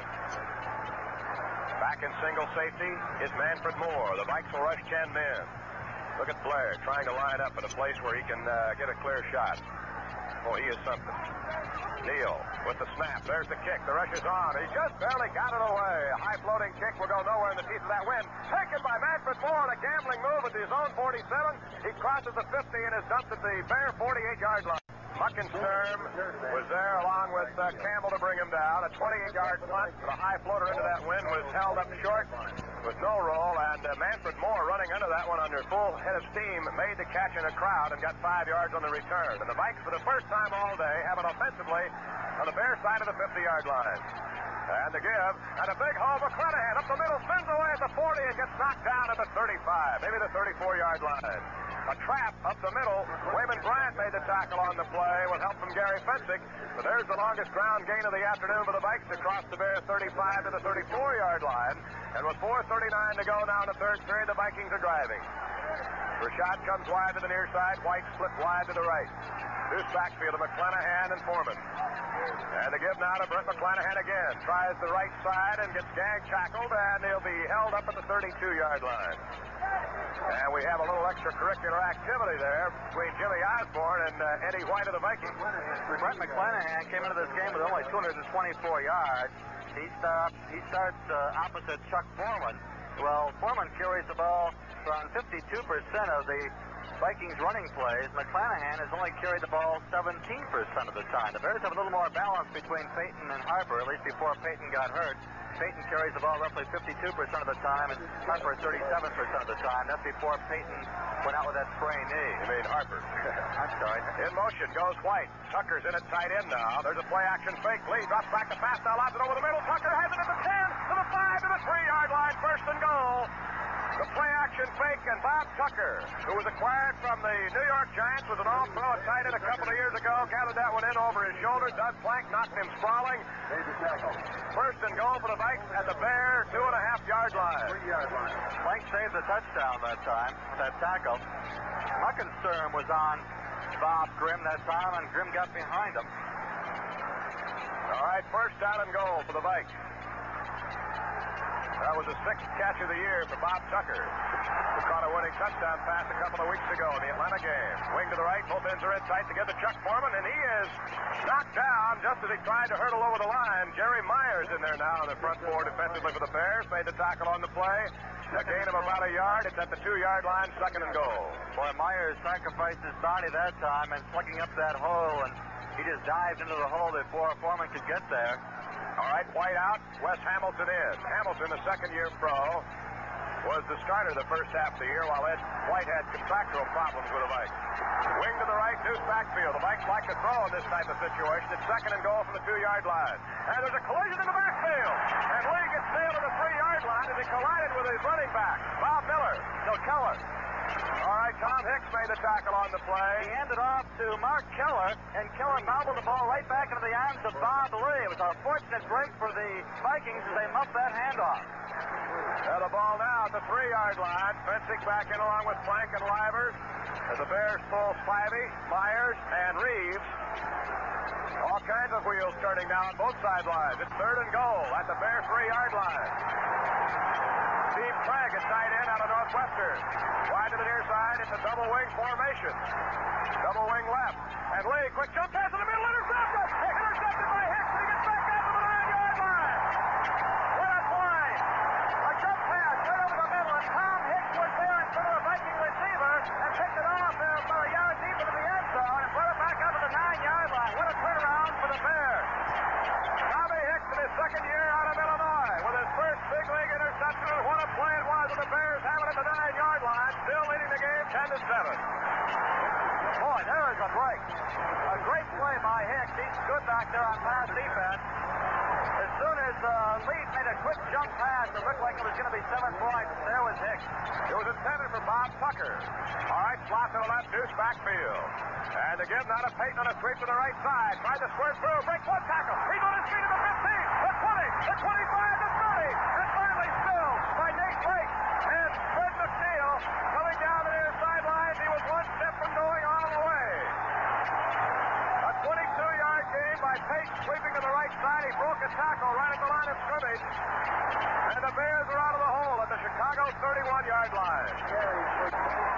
Vikings have turned the ball over 3 times now. Bob Lee has been intercepted twice, once by Livers, but that was the big one by Tom Hicks as the Vikings looked like they were going to take the lead. Bears now on the move. 192 yards, rushing for Walter Payton. Schubert a wing to the left, Scott wide to the near side, deuce backfield. And to give to Johnny Musso, big hole across the 35, up near the 38 or 9-yard line. Straight ahead off left guard and tackle, and Paul Krause and Jeff Wright, the 2 safeties, bring down the Italian stallion. If the Bears win this game, that interception by Tom Hicks may very well turn out to be the turning point. Oh, yes. Seconds winding down now in the first third quarter of play. The Bears will be getting the win in about 40 seconds. All right, the Bears out of the huddle. Schubert tries to motion the crowd to quiet down a bit so they can hear the signal. Slot to the near right side. And again to Walter Payton. He's to the 40 and chopped down. He couldn't get outside that time, and Fred McNeil came across along with Jeff Seaman to pin him. And the ball will be spotted at the Bear 40-yard line. Third and a yard to go. Tampa Bay leads Detroit 7-3 in the third quarter at Pontiac. New Orleans now leads Atlanta 7-3, second quarter at the Superdome. Cincinnati out in front of Miami 13-7, third quarter. And Baltimore leads the Jets 9-3, second quarter. Right here, it's the Bears 10, Minnesota 7. 1 second to go. There's the end of the quarter. End of the quarter, the Bears will have the wind at their backs in the fourth period. And after 3 here at Soldier Field, the score. The Chicago Bears 10, the Minnesota Vikings 7. For many years, the Buick dealers of Chicagoland and northern Indiana have offered you a car for every need and every pocketbook. And they still do. Only now, your choice is greater than ever. For example, your Buick dealer's new 1978 Century line is really fantastic. 10 different Century models, 4 new coupes alone. From the practical, down-to-earth Century Special to the top-of-the-line Century Sport Coupe. But the most outstanding feature of these new Century models is a new aerodynamic fastback design. A European look without sacrificing room, comfort, or ride. And because the Buick Century has a new 108-inch wheelbase, it's a pleasure to drive and park in city traffic. There's just no other car like it. See your Buick dealer and drive one for the fun of it. You'll discover a lot of science and a little magic in every Buick Century for 1978. You'll want one.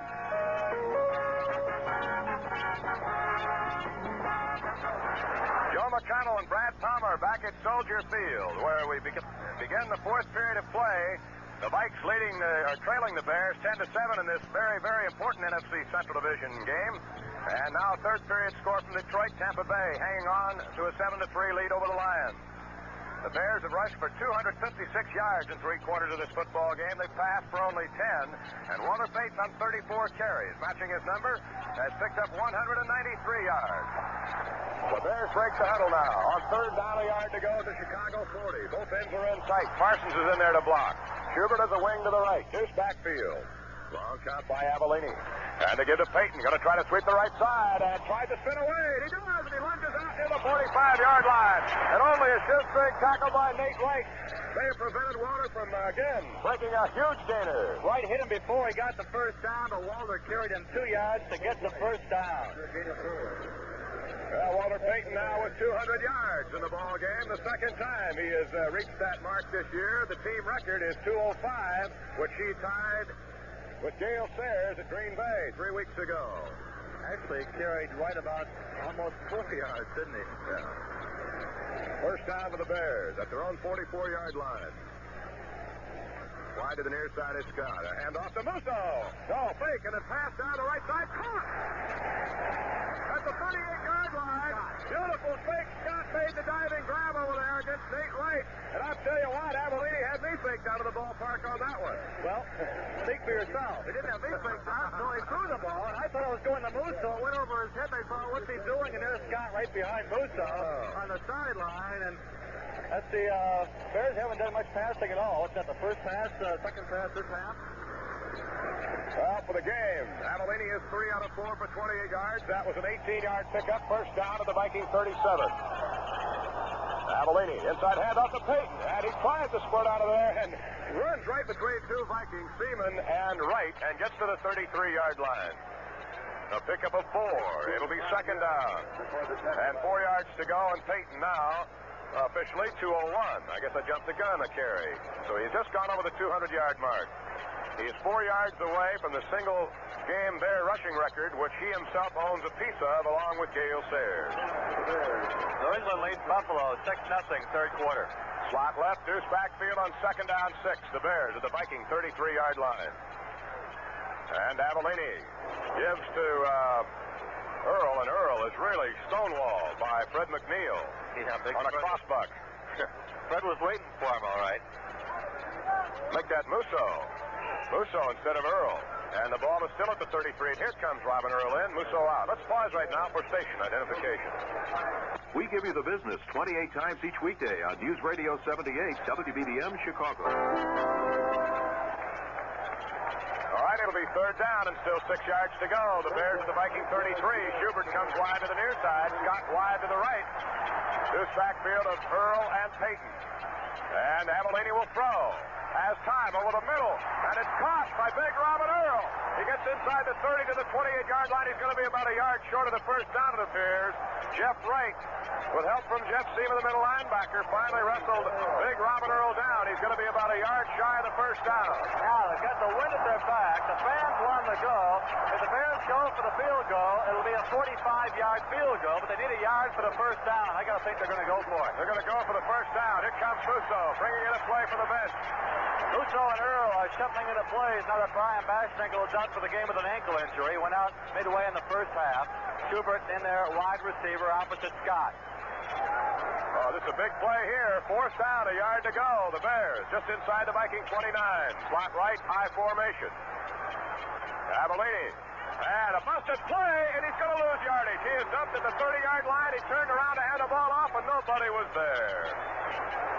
That player made the tackle on the play, but that was simply a busted play, and Noah Jackson, in frustration, slammed his arms down at his side as he leads the offensive unit to the near sideline. It looked like Walter Payton was the man he was going to hand off to. It looked like he went back to give it to the second back in the eye, and that was Payton. And Payton wasn't there. He had gone into the line. All right, timeout called with 11:29 to go. Here in Chicago, the score remains. The Bears 10, the Vikings 7.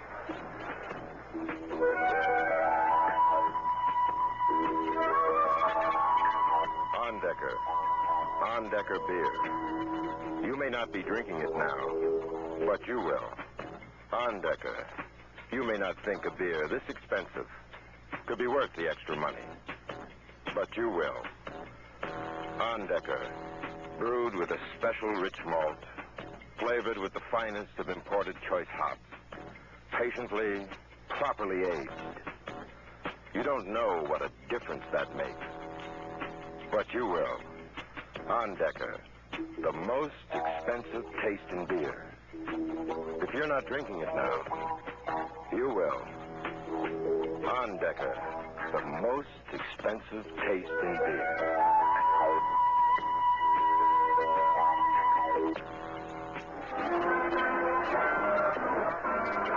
Joe McConnell and Brad Palmer back at Soldier Field in Chicago with the Bears hanging tenaciously on to a 10-7 lead. The Vikes now take over at their own 30-yard line. We have 11 minutes and 29 seconds left to play. Well, both teams are making mistakes, and they're key mistakes. The Vikings muffed a punt, which gave the Bears a touchdown. The Bears have missed a couple of good opportunities, including on the preceding play. And Lee rolls to the right, wants to throw into the middle, and it is caught beautifully at the 40-yard line by Stu Voigt, the tight end, who is the most sure-handed receiver on the Viking ball club, as that one almost squirted through. Wayman Bryant made the tackle on the play, and it's just shy of a 10-yard gain. It'll be second down and less than a yard.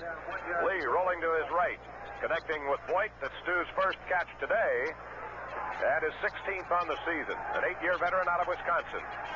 White wide to the near side. Rashad split wide to the left. And the Bears going to stun a little bit. To give now to Foreman. Tries to turn the corner. Gets away from Wayman Bryant. Still on his feet. And gets rolled out of bounds at about the 42.5-yard line. He got the first down as Doug Plank and Virgil Ivers came over to chase him out into the Viking bench. First down for the Vikes. It'd be nice if the Bears could hold them here because they would force the Vikings to punt into that wind and get some decent field position. The Vikings now moving out toward midfield. Baltimore leads the Jets now 12-3 in the second quarter. Baltimore with a touchdown and 2 field goals. They missed their extra point. A 3-yard pickup by Chuck Foreman gives him 23 and 9 carries today. Wide to the left is White. Wide to the near side is Rashad. Deuce backfield of McClanahan and Foreman. And on a cross buck to give to McClanahan, runs right into about 3 Bears and gets the yard. As he tried to angle from right to left. And he ran right into Hartenstein, Rydell, and Newsom. Osborne, too. The whole front 4 was waiting for him. It'll be second down and 9. McClanahan is the leading ground gainer for the Vikes today, now with 24 yards and 9 carries. Now they actually say no gain. He actually gained almost a yard. White wide to the near side. Rashad split about 5 yards to the left. Lee drops back to pass on second down and 10. Throws a long one down over the middle, and it's dropped by Rashad. It was stripped away at the last minute by Virgil Ivers at the Bears' 26-yard line. Yes, it was. He was beat a step on the play, but he made contact just as the ball got to the receiver to break it up. Third down and a short 10. The Vikes at their own 43-yard line. An excellent defensive play by Virgil Ivers, who pinned Rashad's arms to his chest just as the ball got there. Now Bobby Grimm comes in, possibly bringing a play in. From the Bears' standpoint, there are 3 key plays that have worked against them. The block punt where Minnesota got its touchdown. Bears fumbled the ball on the Minnesota 1-yard line, and then they missed the first down here just moments ago because of a busted play. They've had 3 busted fourth down plays. Slot right, wide receiver to the left. Back to pass. Lee on third down. Scrambling, going to be sacked at the 37-yard line. Number 2 of the day for the Bears, and Ron Rydell's got him. That's Ron's 6th quarterback sack of the year. Hartenstein also got a piece. The Vikings have now been sacked 25 times on the year. The Bears quarterbacks have been sacked 18 times. Fourth down. And about 15 yards to go for the Vikes as they lost a good 6 on the play.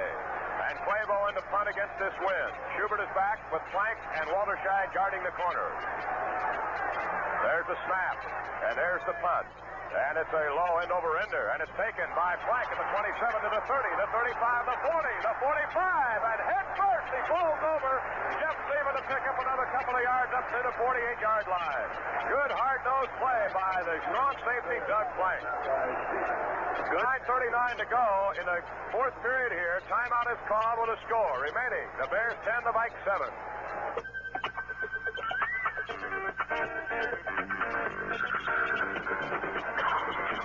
Skidoo for 1978. This is the year to go to it.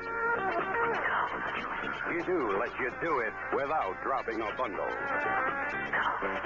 Elan, a whole lot of sled for not a whole lot of money. Light enough to float over powder, yet a full-size Skidoo.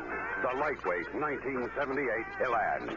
And for just a few dollars more, Skidoo Olympic, the all-time most popular sled in snowmobile history. Most models equipped with the sensational torque reaction slide suspension. For 1978, two popular priced ways to do it. Elan, the lightweight champ. Olympic, the lively legend. Now at your Skidoo dealer, ask about our new 2-season warranty. Get on Skidoo and go do it. Joe McConnell and Brad Palmer back at Soldier Field. That was a 36-yard Neo Playbow punt and a 21-yard return by Doug Plank, the free safety for the Bears, and the Bears will have it at the Chicago 49. The Dolphins and Bengals have one going at Cincinnati. Cincinnati now trails Miami 14-13 in the third quarter. Cincinnati needs a victory there in that tight AFC Central race. They are one game behind Pittsburgh and Cleveland. And, of course, Miami hoping for a wild card bid or a possible share of a conference championship. They're one game behind Baltimore. Slot left, deuce backfield. First down for the Bears. And to give now to Robin Earl. And he muscles his way across the 50 to the Viking 48-yard line, carrying a couple of white shirts with him, Fred McNeil and Jim Marshall. Buffalo has now gone out in front of New England 7-6 in the third quarter. Wouldn't that be something if they knocked them off twice this year? That would be something. Earl out, Musso back in it, running back for the Bears. Second down and 7. Atlanta has regained the lead against the Saints, 10-7, second quarter. Bartkowski passing for the touchdown. Scott wide to the right, Schubert split wide to the near side. I formation. Peyton the deep man, Musso the short man in the eye. Long count by Avellini at the Viking 48. And play action pass. Rolls to his right. Pumps once, now throws it, and it's going to be picked off by Nate Wright. Intercepted and out of bounds at the 37-yard line in Viking territory as he was all over the intended receiver, James Scott. And there's the first interception thrown by Avellini today, his 12th of the year. And that's the first Bear turnover this afternoon. Timeout is called with 8:52 to go in the game. The score remains the Bears 10, the Vikings 7. Wherever you may roam, you'll find our name is known. You can trust the Delco. Thanks, Delco. Delco Freedom Battery. Delco's Freedom Battery is loaded with sealed-in cranking power, and you never have to add water. See your nearby AC Delco dealer about Freedom and about Delco's other fine batteries. You'll be thankful you did. In Chicago, see Diversity Auto at 5049 West Diversity. In Palos Hills, see Highway Auto on Southwest Highway. And in Cicero, see Al's Auto Graveyard at 6101 West Ogden. All across our land, people know our brand. You can trust AC. Thanks, AC. Spark Plug by AC. If you need a tune-up, see your nearby AC Delco dealer about AC Fire Ring Spark Plugs. They can help restore your gasoline mileage and performance, and that's something to be thankful for. In Chicago, see Southside Auto at 330 West 47. In Chicago, also see F&D Auto at 3210 South Halstead. And see National Auto at 4720 South Cottage Grove. Well, Brian Bashnagel back on the sidelines at street clothes, and it doesn't look too good as far as Brian and the Bears are concerned, as far as his injury status is concerned, Brad. The statistics do not reflect the score. For the Bears, 298 yards, Minnesota 129. And off to Chuck Foreman. And he'll try the right side and get a couple of yards before he's spun down at about the 39. It'll be second down 8. Mike Hartenstein and Ron Rideout on the tackle, along with Muckenstern. Now the Bears, 298 yards, 265 is coming to the ground. Brian really looked like he was hurting when he came off the field there in the second quarter, I think it was. He was really wincing in pain, couldn't put any pressure on the left ankle at all. All right, Sammy Johnson now has replaced Chuck Foreman in the backfield. He lines up with McClanahan. Slot left, and McClanahan comes in motion to the right. Bobby Lee, pump action fake, handoff and an end around to Sammy Johnson at the 40, cuts back at the 45 to the 47-yard line. It was knocked down by Billy Newsom. The old Statue of Liberty play with the running back lurking behind the quarterback, the pump fake by Lee, and the handoff to Sammy Johnson. He got the first down. And the Vikes have it at their own 47-yard line. It was a sneaky play, too, because he didn't come from the other side. He came from this side, went around behind Lee, and then came back this side again. First down to the Vikes on their own 47-yard line. Rashad wide to the near side. Sammy White split wide to the left to give to Brent McClanahan. He's anchored right at the line of scrimmage. Tom Hicks waiting for him with help from Hartenstein. No place to go. Second down 10. Baltimore well on its way to its ninth victory against one loss. Closely the Jets 19-3. They already lead Miami by one game in the AFC East. Miami leads Cincinnati 14-13 in the third quarter. All right, the Vikes put in two new running backs. And Bob Tucker at tight end. They have Robert Miller and Chuck Foreman now lining up behind Bob Lee. Sammy White wide to the near side. Split wide to the left is Rashad. Second down and 10. Back to pass is Lee. Quick square out on the left side. Miller makes the catch. No, he dropped it. Went right through his hand to the 50-yard line over on the left flat. He heard footsteps, and Wyman Bryant was a good 4 or 5 yards away from him when he dropped the ball. Yeah, that was a simple matter of him trying to run before he had it. Yes, he would have made the first down had he hung on to it. In comes the phone and Spivey as the Bears go to their pass prevent defense on third down and 10. Big play here. Big play because the Vikings, if they miss here, will have to punt into that wind again. And the people punting into the wind are averaging around 28, 30 yards. Tucker is back in at tight end. Lee is 8 of 17 for 83 yards and has suffered 2 interceptions. Bobby Grimm wide to the near side. Slot to the left. It's a double wing formation. Foreman the only setback. And they give the Chuck Foreman to the 50, to the 45. And he's on his feet down to the 40. Carries a couple of Bears to the 37-yard line. His best running effort of the afternoon. Wyman Bryant will help from a couple of others. Doug Plank and Gary Fetzik finally wrestle him down. A 16-yard jolt by Foreman up the middle, and the Vikes are in business at the Chicago Bears 38-yard line. Yes, they are. This is only the second time their offense has moved the football in the Chicago Bear territory. Actually, the last time they were in Bear territory, they got the ball at the Bear 48-yard line thanks to a punt. Their touchdown came on a blocked punt by Matt Blair. White wide to the near side. Rashad split wide to the left. I formation. Play action fake. Back to pass. Lee looking, scrambling. Still on his feet. Rolls to the right. Big chase. He throws on the run. And he throws it up in the air. It's tipped out of bounds by Allen Ellis. There were three Bears surrounding Chuck Foreman at the Bear 20-yard line. He looked like Tarkenton there, didn't he? A little bit. Philadelphia leads St. Louis 6-zip in the second quarter. Buffalo now in front of New England only 7-6 in the fourth quarter of play. And right here at Soldier Field, we've got 6 minutes and 32 seconds to go in the game, or at least in regulation time. And the Bears lead Minnesota 10-7. Minnesota with the ball at the Bear 39-yard line. You don't think we're going to go into overtime, do you, Joe? Let's hope not. I hope not. Osborne put a lot of pressure along with Hartenstein on Bobby Lee, and they wound up wiping each other out on their attempt. Lot left, deuce backfield. Second down 10. Now coming in motion to the near side is Sammy White. Lee will throw. Being rushed. Throws it out the left flat. Nobody home. Intended for Sammy Johnson. They set up a screen on the left flat and let Newsom and Osborne in. They put the heat on Lee, and Sammy Johnson was the intended receiver over on the left flat with a couple of blockers out in front, but the ball was thrown away. It'll be third down and 10. Charlie Goodrum was screaming for a pass interference call against Rydall, who tripped over a Bear lineman and almost threw himself into the back of the Viking receiver. It was kind of close at that. Third down, 10 yards to go. The Vikes on the Chicago Bear 39. Rashad wide to the left, White in the slot. Grimm is split wide to the near side. One setback is Sammy Johnson. And back to pass is Bobby Lee. Looking, squares it out of the left side to Sammy Johnson. He's to the 40, and he tries to get away, still on his feet, and wrestles down to about the 37-yard line. Wyman Bryant was there, couldn't quite mop him up. And finally got help from Ron Rydell to bring him down.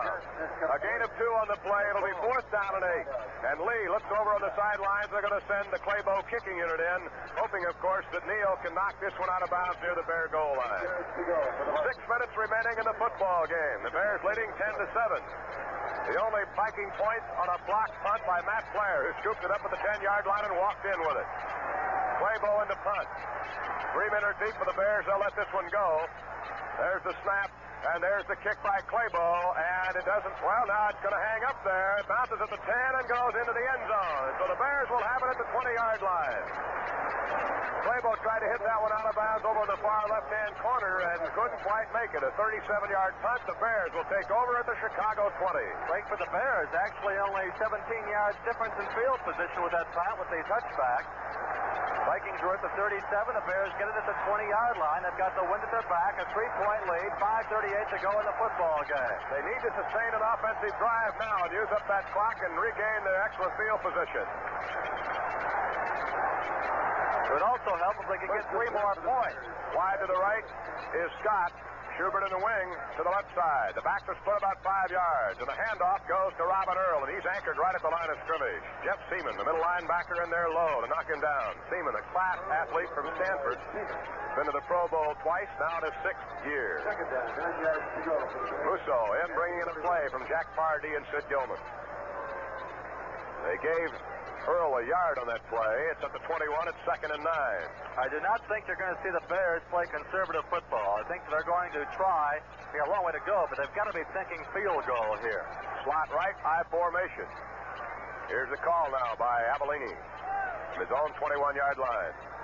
The Vikes cheat up a bit. Quick pitch now to Peyton. Cuts off the inside of the block to the 25. Wrestled out to the 30-yard line where Jeff Wright finally caught him around the helmet and rolled him down. Good power run by Walter Payton running to the right side. And Krause and Wright finally wrestled him down, and it's going to be close to the first down. I'm pretty sure he got the first down. Well, let's see where they spot the football. I'm not quite so sure, Brad. Nope. They got it, but they spotted the football shorter than I thought they would, I'll tell you that. Say Detroit now has gone out in front of Tampa Bay. 9-7 in the fourth quarter. 9-7. They must have missed the extra point. Yeah, they did. Oh. Well, the Vikings Tampa Bay can kick a field goal. Vikings only beat Tampa 9-3. Wide to the left is Scott. Schubert, the wing back to the right. First down for the Bears on their own 30-yard line. Avellini with another long count. And the give to big Robin Earl. Runs right into Alan Page and gets about 2. It'll be 2nd down and 8. And for Robin Earl, that's 57 yards and 14 carries. Payton now with 210 yards in 37 carries, and that last 9-yard play a moment ago puts Walter in the Bear record books by himself. He just broke his own and Gale Sayers' single-game rushing record. So it's the second 200-yard game this year for Walter Payton, and the 7th time he has run for at least 100 yards. And that ties him with Rick Caceres for a single-season record for the Bears. Less than 4 minutes to go now. It's 2nd down 8, the Bears at their own 32-yard line. They give to Walter again. Breaks to the outside of the 40, to the 45, to 50, the 45, to 40. He's down the far sideline. He's got 2 men to beat, and he gets ball to the 10 and out of bounds. Walter Payton, 1 step from going all the way. Nick Drake finally came over from an angle and just barely tripped him up out of bounds. A sensational run because he had to get around Nate Wright and Paul Krause. I didn't know how he could do it, but somehow he sped past both of them after hurdling somebody at the line of scrimmage. A 59-yard run. That gives Payton now 269 yards. He is 4 yards away from O.J. Simpson's league record of 273. Set against the Lions last Thanksgiving Day in Detroit. They're on their feet at Soldier Field. 3:37 to go. Bears lead at 10-7. They need points, though, because of the possibility of a division tie. First down and goal from the 9-yard line. Deuce backfield, wing to the right. And the give to Robin Earl. And he tries to turn the corner and gets the yard. Marshall and Krause were there to spin him down. It'll be 2nd and goal from the Viking 8-yard line. If the Bears wind up in a division tie with the Minnesota Vikings, a 2-way tie, and they get 6 points, beat them by 6 points today, the next tiebreaker is the best average point differential within the division.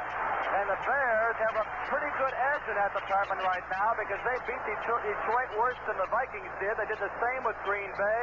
And, of course, the Vikings just barely got Tampa Bay. All right, it's 2nd and goal. Payton out for one play is back in. He has 268 yards, 5 away from the all-time NFL single-game rushing record. He might get it on this carry. Turns the corner and gets down to the 5 and is rolled out of bounds. Let's see where they mark it. They're going to mark it just at the 5-yard line. Alan Page wrestled him out. A gain of 3 for Walter Payton. That gives him 271 yards. 2 away from O.J. Simpson. Single-game rushing record. Incredible. Cincinnati has regained the lead against Miami. They lead 16-14, 3rd quarter. New England leads Buffalo 13-7, 4th quarter. Less than 3 minutes to go now at Soldier Field. And the Bears knocking at the door at the 5-yard line of Minnesota. 3rd and goal from the Viking 5-yard line. Russo and Payton in the deuce. Walter on the left side. Scott foot wide to the near side. Schubert a wing to the right. The call now by Avellini. And Play action fake. Looks like a busted play again, and Avelini's going to be dumped at the 6-yard line and thrown all the way back. That is the 4th busted play for the Bears today. Fred McConnell grabbed a hold of him as it looked almost like a rerun of the play earlier. As Avelini turned the hand off and nobody was there. 4th down, they'll go for a field goal. This field goal could be worth one game in the standings. So I'm going back to the possibility. Wait a minute, they haven't sent in Thomas yet. Because they may try to run this clock down and take a 5-yard penalty. Robin Earl is back out there, and the Bears apparently are going to go for it. Very curious. They're at the 6-yard line. The clock continues to wind down. 9 seconds to get the play off. 2:25 to go in the game. Slot to the left. 4th down, goal from the 6-yard line. Deuce backfield. Avelini to Payton on a sweep to the right side. Needs a block. He cuts back into the 5 and struggles down to about the 2-yard line. Well, there's the rushing record. Walter Payton becomes the all-time single-game rushing leader in the NFL, but he failed to come up with a touchdown. Seaman and Sevelin wrestled him down at the 2-yard line, and the Vikes will have it. Well, 275 yards for Walter Payton. I can't say I don't understand what the Bears did. I'm just saying it's rather curious. They didn't go for the 3 points to take a 6-point lead. Although they do have the Vikings down their own 2-yard line and against the wind. Bears, of course, thinking first things first. They got to have a victory before they worry about beating a team by so many points. All right, the Vikes have it at their own 2-yard line. Rashad wide to the left, White coming back in motion on the near right side, and Lee rolls to his right to throw out of his own end zone. Looking, lodges it to the left side, and it's caught at the 11-yard line by Rashad, who's jolted out of bounds at the 10-yard line. Boy, he had all day back there. Virgil Livers ran him out of bounds with a shoulder block, and they pick up 8 on the play. It'll be 2nd down and 2 yards to go, and the 2-minute warning now is being given to both benches with a score. The Bears 10, the Minnesota Vikings 7.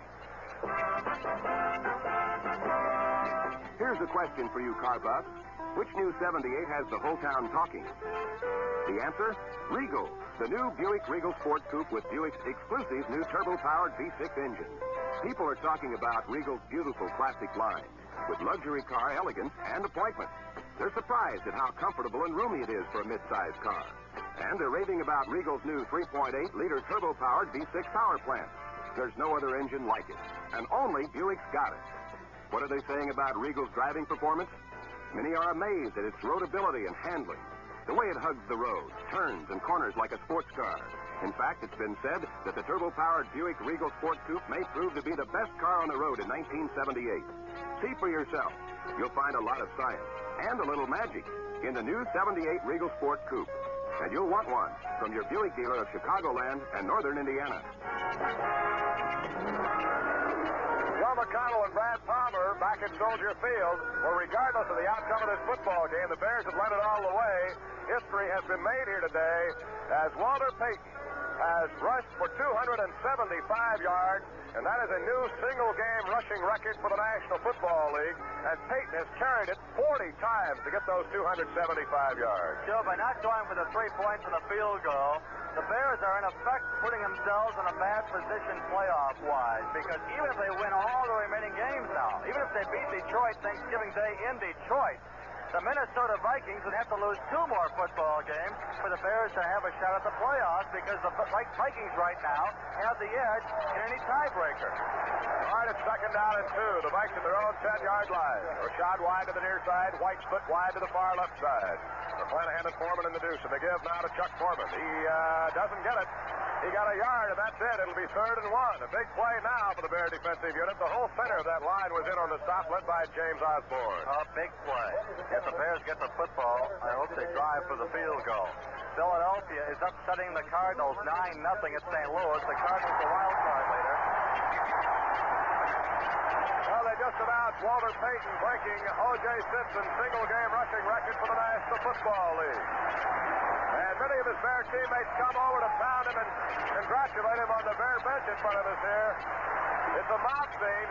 However, the defensive unit has to remember it's 3rd and 1 now for the Vikes on their own 11-yard line. This game is not over yet with 1:34 to go. The clock continues to run down. Double tight end alignment with Boyd as a wing to the right. They give to Foreman. He's got the first down out across the 15. Still on his feet. Carries the Bear with him across the 20 to the 22-yard line. First down for the Vikes. Timeout is called with 1:23 remaining. We'll be back in a moment. Okay, Oklahoma, tell us what you got. We've got a great grand opening celebration at Oklahoma service stations and a grand opening promise to all Chicago Bear fans. We promise every time you buy 10 gallons or more of Oklahoma gas, we'll give you a beautiful crystal clear 12.5-ounce glass with an Oklahoma design on it free. We promise to give you one free every time you buy your 10 gallons or more, so you can complete your beautiful tumbler set.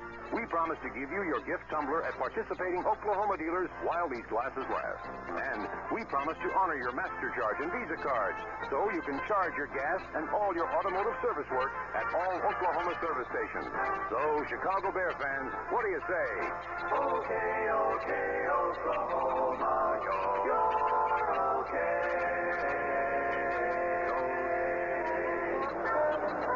All right, the Bears now are putting in Buffon and Spivey, and it looks like they're going to go into a prevent defense here now. With 1 minute and 23 seconds remaining in the game, the Vikes have the ball first down at the Minnesota 22-yard line. There again, Brad, I don't want to beat a dead horse, so to speak, but I don't like that prevent defense. You give up too many yards, and the Vikes, of course, could tie it with a field goal. Yes, they could. Sammy White comes out wide to the near side. Bob Tucker, tight end, is split in the slot to the near side. Rashad is wide to the left. Deuce backfield. Bobby Lee at quarterback. Drops back to pass. Has time. Has all day. Now throws it out the right side. Caught by McConnell. He's to the 30 and out of bounds to the 33-yard line. Driven out of there into the end of the Bear bench by Gary Fencing. And it's another Viking first down with an 11-yard pickup. And they stopped the clock with 1:16 to go. So they used up only 7 seconds.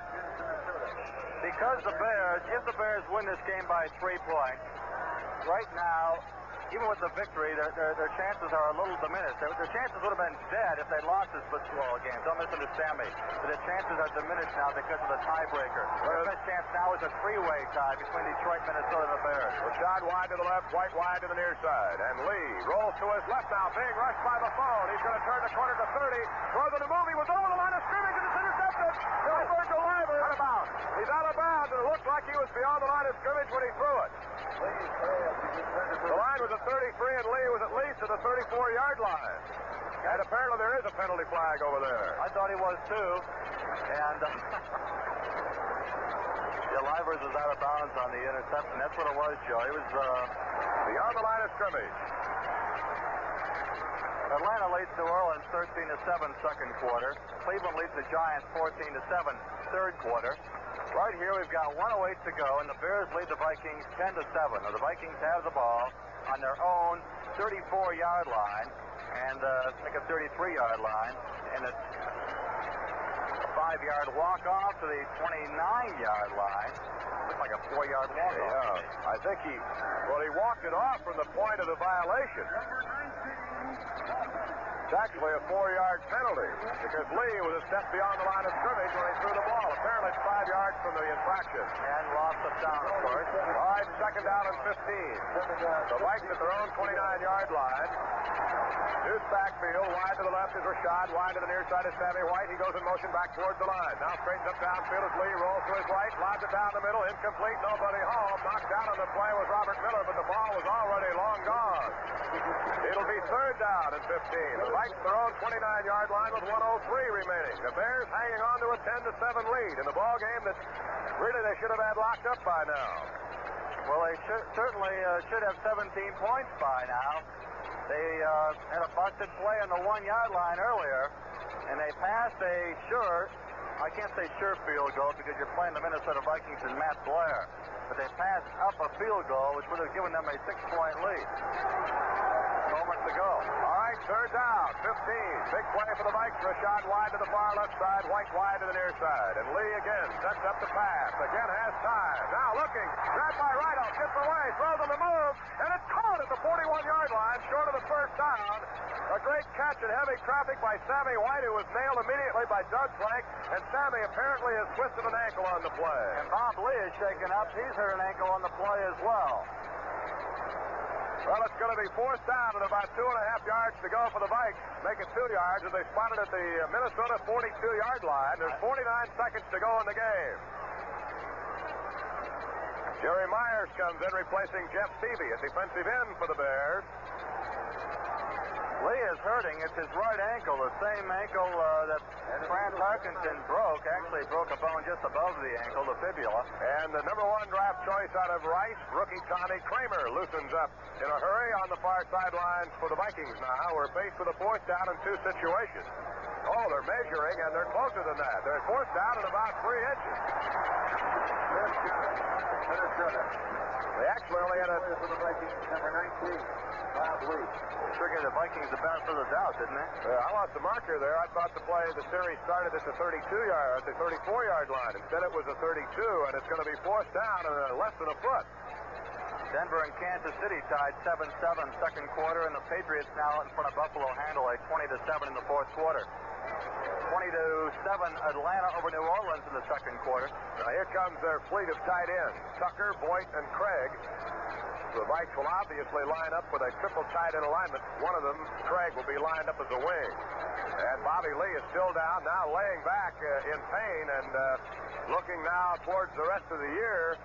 The Vikes are mighty precarious at that quarterback position with Tarkenton out for the season and Lee shaken up. You know, he broke a finger in his throwing hand in a brief appearance in that disaster out in Los Angeles and was out for about 3 or 4 weeks. And this was actually his first appearance since then. He's being helped off by team trainer Fred Zamberletti in the team position over there. And now Kramer comes into the ball game along with Chuck Foreman. They've got 3 tight ends in there. It's going to be 4th down and less than a yard. The Vikes almost to their own 43-yard line. We've got 49 seconds left to play. The Bears leading 10-7. They line it up with a wing to the right. Deuce backfield. Mark Keller is also in there. They're crowded up close. Tommy Kramer gives to Chuck Foreman. He got the first down off right guard and tackle to the 45. Now the Vikes stop the clock with 45 seconds to go. Tom Hicks and Gary Fensick made the tackle on the play for the Bear defensive unit. And now it's time to go to the drawing board for the Vikings. Was that their first timeout? I don't know if they were charged for the other one or not, if it was an official timeout or what. Well, we'll double check. I'm not sure either. Miami has just gone back in front of Cincinnati 17-16 in the final quarter. Boy, I hate to say it, but that field goal the Bears didn't go for, I think, is going to loom large as this season continues. Well, it was a judgment call, and the only thing I can think of is the fact that in order to win the football game, Jack Pardee may have felt that the Bears were better off keeping the ball down near the Viking goal line and trying to bottle up the defense. The Vikings are out of timeout. That is a 3rd and final Viking second half timeout, so they're down to 45 seconds, period. 45 seconds to go. The Vikes at the Minnesota 45-yard line. Let's hope we don't have a repeat of last Sunday here the other way. It's 10-7 Chicago. Tough spot for the rookie Kramer. Kramer, by the way, in a couple of brief appearances, has completed 5 of 9 for 60 yards. His first big league touchdown last week in relief of Tarkenton against the Bengals. White wide to the near side. Rashad wide to the left. Kramer back to pass. Almost flipped. He wings it downfield. Yes, and it's intercepted! It's intercepted by Allen Ellis on the near sideline, but that could just about steal it. Allen Ellis cutting in front of Sammy White. Good at way to pick off his 5th interception of the year. The 4th Viking turnover, the 3rd Bear interception of the afternoon. Boy, he literally stole that ball away from Sammy White, and he's being congratulated by the entire Bear bench. Well, I said it was a tough spot for the rookie Tommy Kramer, and it turned out to be. 1 play, 1 interception. The Bears had the ball, 38 seconds to go. Now they can kill the clock, but will they go for a field goal? They've got the win at the back. Wing to the right, Deuce backfield. First down now for the Bears at their own 42, and Avellini's simply going to fall on the ball, and that should just about do it. The clock will run down now with 30 seconds to go. The Bears hanging on to a 10-7 lead, and it looks like they're going to gain a split for the Vikes. But that touchdown in overtime on the fake field goal will give the Vikings the point edge between the 2 ball clubs this year in case it does wind up in a tie. Well, a win is a win, and it's a big one for the Bears. This marks the first time this year that the Bears have won 2 straight. They'll be a 500 ball club at 5-5. The Vikings will drop to 6-4. The Bears will be 1 game away as they go in against the Detroit Lions at the Silverdome next Thursday, the game is over, and the Bears have beaten the Minnesota Vikings behind a record-breaking performance of Walter Payton, 10-7 the final here at Soldier Field.